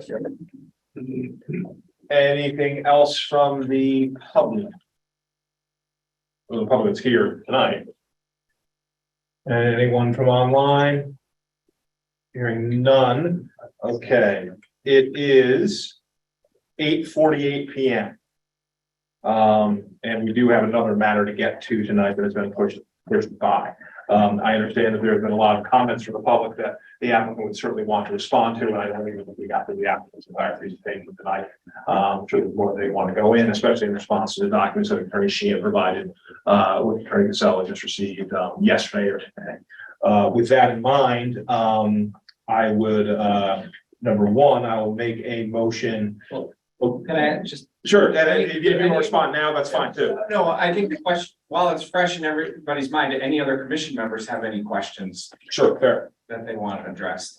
I guess I had the one question that I do while it's in my mind now, and I have the notes, well, specific questions that would go to me would be, one, a question was raised that have there been a specific septic analysis for Whole Foods? And has that been done? Thank you. I know that was going to be. That was another, yeah, certainly. And I know, and frankly, the response that was, it was a question that was raised tonight. I'm coming through it. If you need more additional time to respond, or you want to respond with documentation, happy to entertain it, but I will encourage a response tonight as well. Really, the first study we did in exploring this was to check the feasibility of managing septic for a 40,000 square foot grocery and additional retail on site. And we did the analysis as required by the Connecticut River Health District. This would be, and we come up with just under 7,000 gallons a day of flow from the proposed Whole Foods and 25,600 square feet of retail associated with it. And we did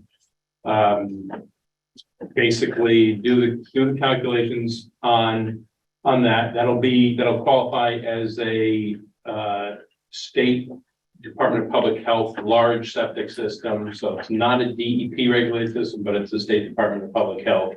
And we know their guidelines, we've done them. And the existing septic system is in the front yard, and there's room for a new system up there. Again, from Post Road, Route 1, the parking lot goes down to the building and then further down to the wetlands and back. That's why the area with the most separation from groundwater and the most good septic soils is in that area in the front closest to Route 1. And that's where our proposed expanded large septic system will go.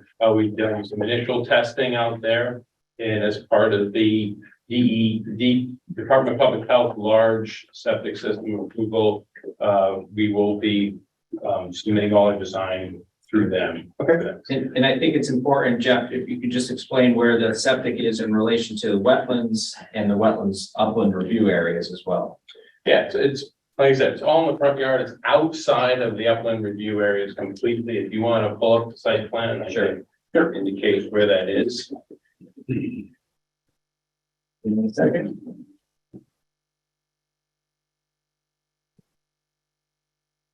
This is just the base site, so I don't know if anything's on there, but. Yeah. So basically, the areas for the existing septic is up by the left in and right out exit. Here, up there, yeah, that's where the existing is, right there. And to the right of that is where the new one, all the way over to exactly all that area over there, as well as area in front of the retail spaces, just to the left, and closer to the gas station. Yeah, exactly. Right there. So that's the outside of the upland review area where we're proposing the leaching field. And let me just point out that the wetlands are the dotted here, and these lines that loop around are the extent of the upland review. Exactly. Here's the upland review on the west, and then the upland review on the south comes, as we were talking about during the meeting, just kind of clips the corner of the building, goes in where the wetland goes in the back, and then comes back into where the building is in the location. So you're going through that health approval process now? yes, yep, we've done initial stuff. It's a long process. But you haven't initial submitted testing. anything to the We haven't completed the septic design yet. We've got, initial, we know what the soils are out there. We know depth of groundwater. We've read all the previous designs that were done. So there's, we've met with Connecticut River Health District, and we see no issue in being able to I have a manage separate that. question now that you're sitting here. Do you folks have like what exists now and what you're proposing in one plan, like superimposed?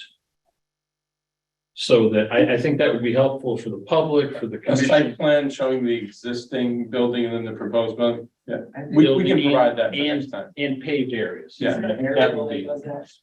We don't have it.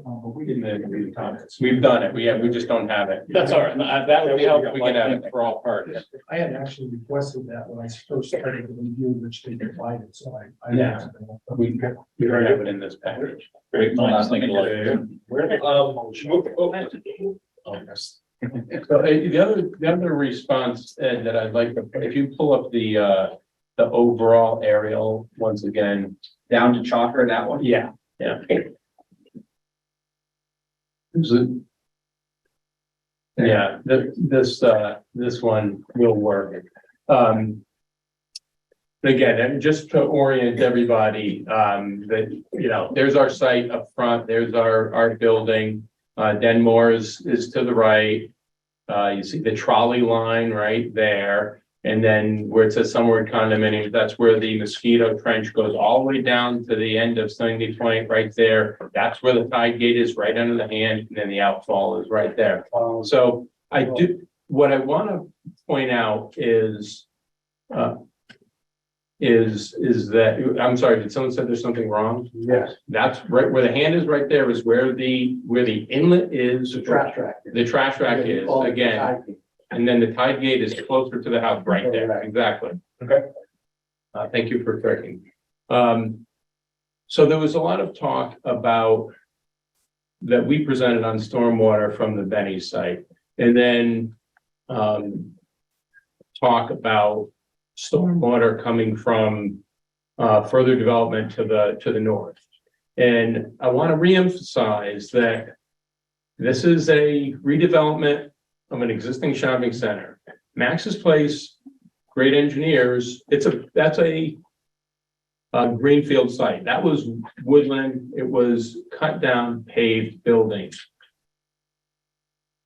If Chalker Beach is concerned about the potential impact from that development, I would look to see if the stormwater management plan attenuated volume when they designed that 100% during all the storms, or if they just did peak flows and maybe a percentage of the volumes, because that's a big greenfield site. When you take that and you create that much pavement out of forest, it's very hard to manage that amount of volume. It can be done, but it takes super significant storage and a lot of But recharge. we're here on your application. Yeah, exactly. I don't want to go through. No, all and that. I don't want to go through that either, but that discharges to the right of Saybrook Pizza and has a clean discharge point to the southern point of the area south of the trough. But we're not talking about who's called. No, but there's, right, we're talking a lot about impact to Gotcha. Chalker Beach on. Well, this project. Yeah.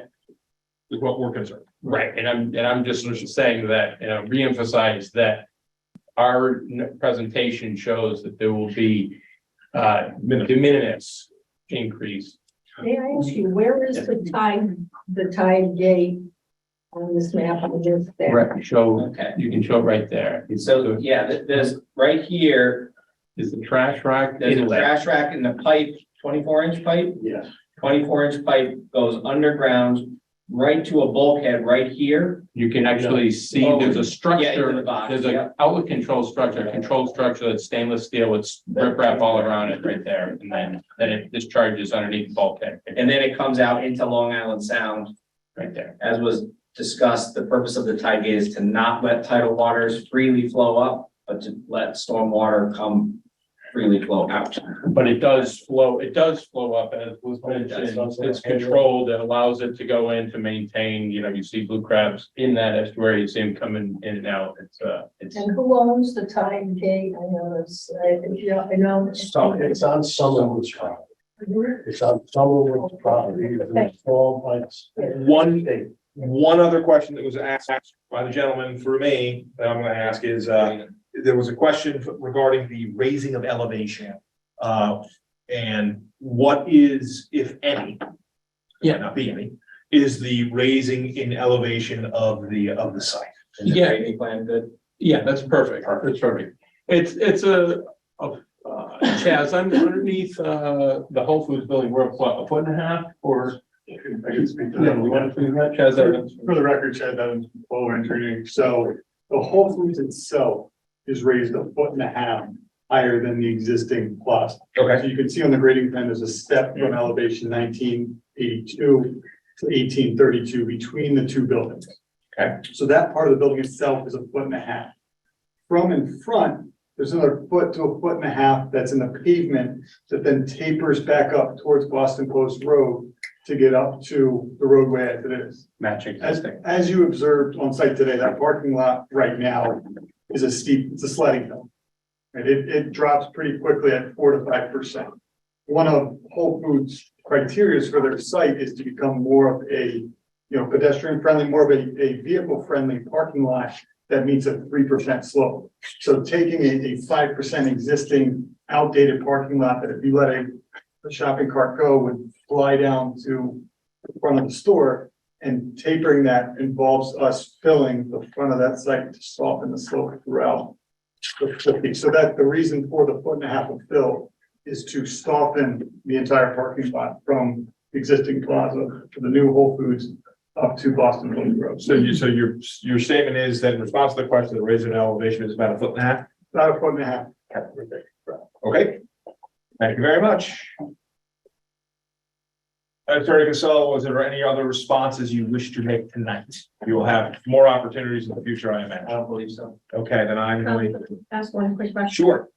Thank you. I think Jeff said that the size of the building was being reduced by cutting out that back notch.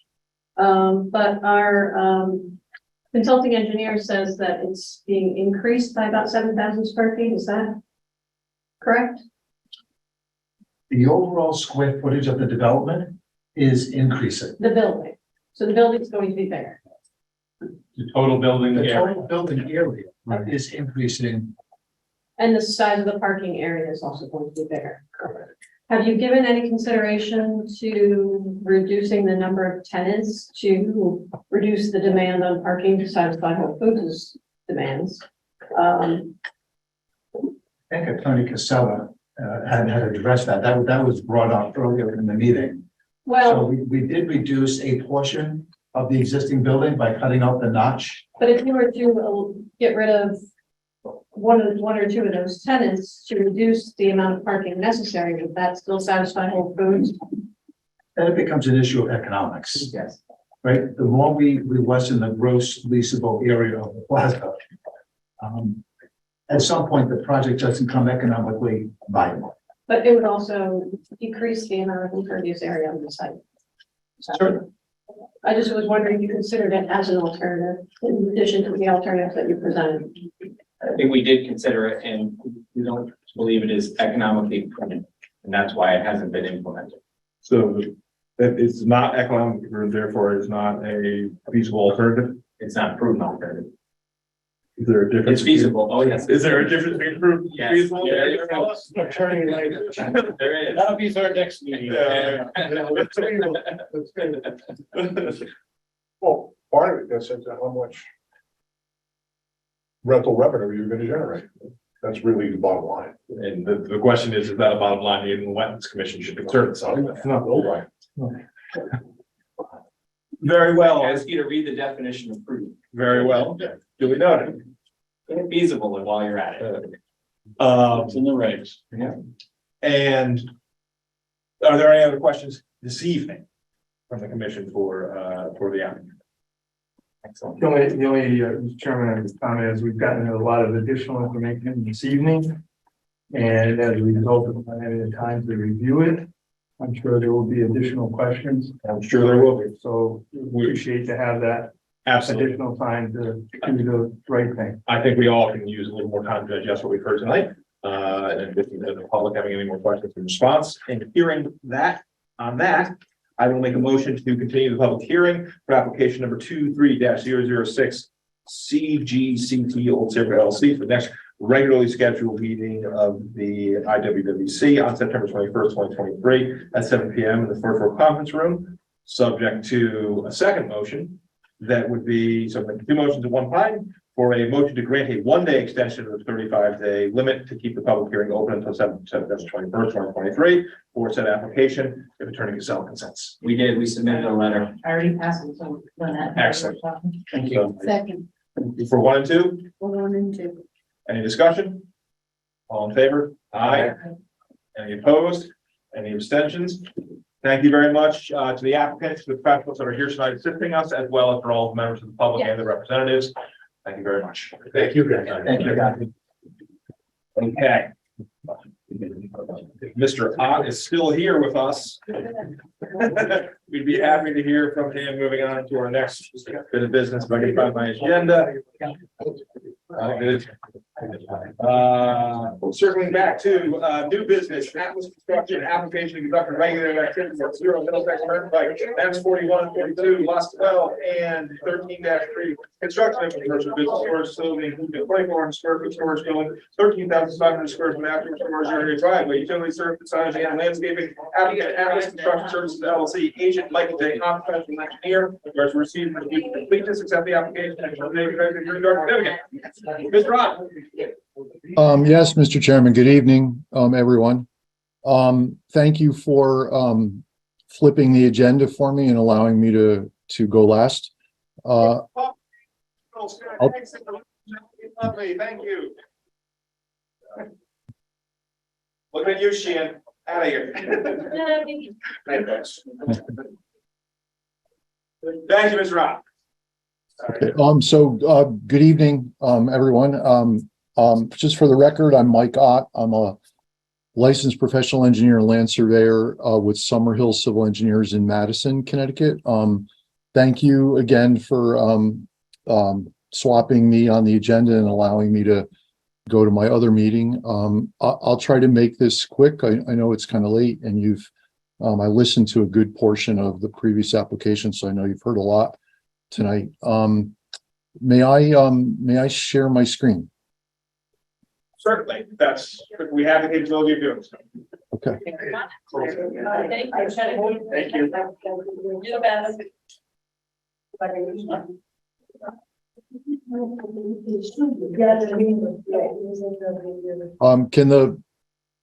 Can the commission see my screen?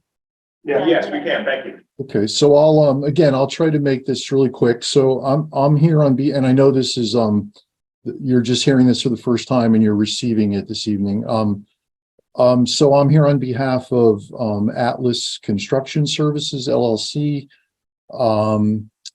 They have purchased, this is the town's GIS. I just wanted to use this for orientation. This is Mystic Market. I'm sure you all know, if you can see my cursor. And this is Mill Rock Road East, I believe it's called. And this is Old Middlesex Turnpike that runs north-south to the highway line of the exit ramp here. And so they have the Atlas has purchased, let me see if I can highlight these, lot 12, lot 3, and this one might be difficult, but there's a very thin strip here of land. It's about 7 feet wide. So there's actually 3 parcels of land. So it's lot 3 that's highlighted right now, lot 12, and then this tiny little strip. Yeah, I was able to highlight it. So those 3 parcels comprise the land that is the subject of the application. So I'm going to stop sharing, switch screens and reshare, because I think that's what I would have to do for you to see the change. Okay, so can you see the drawing set now? Yeah. You see, yeah, cover a storage facility. Yep. Doing 23 permit drawings. Yeah. Yeah, and I misspoke. I'm not here on behalf of Atlas Construction Services. I'm here on behalf of Atlas Outdoor. I get confused sometimes. Different entities, same people, same owner. So apologize for that. So I'm just going to flip to the site plan. So this is Old Middlesex Turnpike. If you can see my cursor kind of running northwest, southeast a little bit. This is the exit ramp from the highway. This is that triangular parcel that I showed you, the more rectangular one, and that little narrow strip is right down here. So okay. What they're so the inland wetlands were delineated by Richard Snarsky of New England Environmental Services. I'll kind of trace this with my cursor. I hopefully you have the plans in front of you too. It might be easier. This is the inland wetland boundary with these dark triangles on it. It's a wooded wetland. There's a drainage ditch within the state highway right of way. But the majority of this wetland here is actually all of this wetland is wooded. So the blue line, if you could see this, is the limit of the 100-foot upland review area. And please feel free to stop me if you have any questions while I'm giving you this explanation. The blue line is the 100-foot upland review area. The proposal is to build a storage facility, an outdoor storage facility for sheds and other outdoor structures, and to construct this 40 by 60 storage building. And I'll zoom in a bit if I can so you can see this better. So the outdoor storage area would be this hatched area, this rectangular hatched area. This is the building. It's 40 feet in this dimension, 60 feet long. It's just a storage building. It will have power, electrical power service to it, but no water service, no septic system. It's just simply a storage building with overhead garage bay doors on the front. A little bit of parking just for a couple of vehicles in the front. And this would be the new driveway entrance. It's almost across from the driveway that serves, there's a house right here across the street. I think it's a rental property directly across the street. So all of the roof water from the building would be piped via the roof water leaders to an underground concrete gallery infiltration system. And the storage area is intended to be constructed by clearing the area, grading it relatively flat, removing the forest floor layer and topsoil and the subsoil layer, and ensuring that we contact the coarse sands and gravels that are on this site. We've done 3 test pits here out on the site, one here, and one right where the roof water infiltration system will go. And all 3 were consistent. We went down 8 feet plus. It was coarse sands and gravels, very, very coarse. And water was 8 feet plus below the ground surface. So the idea is to, again, all the roof water from the building goes into this small infiltration system. The area where sheds and outdoor structures will be stored will be graded so flat and surfaced with a stone aggregate that precipitation that falls and runs off, hits the storage area surface and also runs off the roofs of the sheds and then hits the storage surface will infiltrate into the ground. We did the exact same thing at 215 Elm Street before it was developed as you see it today next to Pasta Vida. You may remember me, I think I've only been before you once actually, but it was on that project, and it was to determine whether we needed an inland wetland permit or not. And the commission determined that we did not.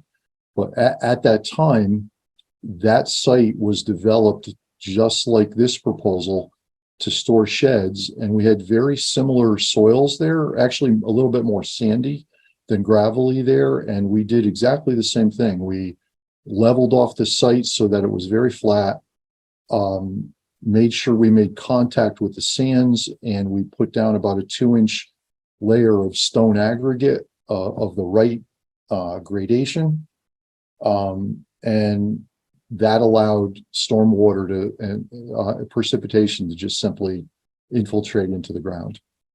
I had gone out there several times when it was raining very hard and raining for a long time, and you could not actually see runoff from that storage area.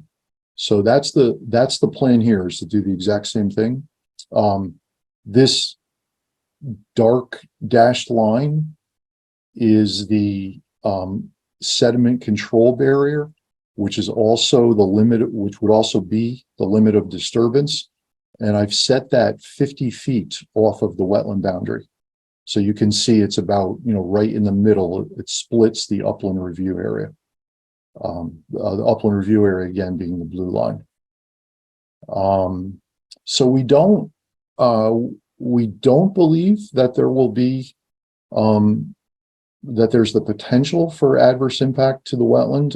We had Rich Snarsky do a functions and values report that we delivered today to Lynette, 11 copies. Hopefully you have that. And it's just a one-page letter report. We also submitted a landscape plan. Ultimately, if this commission were to approve this, we'd have to go to the zoning commission, of course, with an application. And in this industrial zone, there are landscape buffer requirements along the sides and along the front. And that's why the storage area is this dimension here is 25 feet, because the landscape regulations of the zoning regs require a 25-foot landscape strip along the street line, parallel to and along the parcel's frontage. They require a 20-foot landscape strip along the sidelines, which happens to be equal to the building setback line, also building setback distance. We delivered 11 copies of a landscape plan. Also, I didn't see it until this evening, and I think it needs to be revised. I think the landscape designer, it's probably my fault, did not realize that we should not go any closer to 50 feet from the wetland, and I think she went a little bit over that in a couple places. So we'll have to make that revision and get you revised copies. But I think it's good to look at, because in general you can see what the applicant is proposing.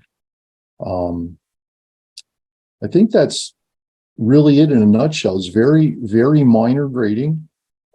Definitely clearing. If you schedule this for a site walk, you'll see that this is all wooded and heavily. In fact, this area may be more heavy brush rather than wooded. There are, maybe hard to see, but the surveyor located there are dirt, I'll call them dirt bike paths all throughout this site. And if you look closely, I'll trace one of them here. This is a dirt bike path. It cuts right through actually the storage area, the proposed storage area. There's another piece of it here, and there's other sections of it that go off into the property. I think that's it in a nutshell. I'd be glad to answer any questions you might have. This is Jay Kohler. I have one on the west side of the storage building. You show some parking spaces. Yes. Is that paved? Yes. No, I'm sorry. Only this, it's called out here. Let me zoom in a little bit. I apologize. I forgot to explain this. This apron will be paved, but the remainder of this will be stone. Okay. Yep. Mm-hmm. We just didn't want to, I'm sure you've seen this, the stone without this apron, the stone will get tracked out onto the town road pretty easily. Any other questions? May I ask for clarification? I didn't understand what you were saying about the 50 feet and where that, in what you were talking about, what needs to change and be revised and revisited. Oh, yes, the landscape plan. So let me back out a little bit. So again, the blue line is 100 feet off the wetland. This dark dash line I set as a limit, a maximum limit of disturbance of 50 feet from the wetland boundary. The landscape designer, I may not have explained it correctly to her, but I believe she may show a little landscaping in here, which is closer than 50 feet. And I think she's done the same thing here. And that is not our intention. Our intention is to stay to the left or to the west of this dark dashed line, which represents a 50-foot offset from the wetland boundary. So I will ask her to change that landscape plan so no new landscaping will be installed beyond the 50-foot line. Thank you. Any other questions? I have a question. Sure. Mike, when you talked to your landscape designer, I didn't have a chance to look at this, I think I got it today. Could you ask her if the plantings that are within the upland review area are appropriate for wetland setting? And are they native, non-invasive? I will. I actually don't know the answer to that. I'm sure they are, but I will ask her, Lynette. Yep. So, thank you. I have one question. Sure. Are there any substantial trees on that property?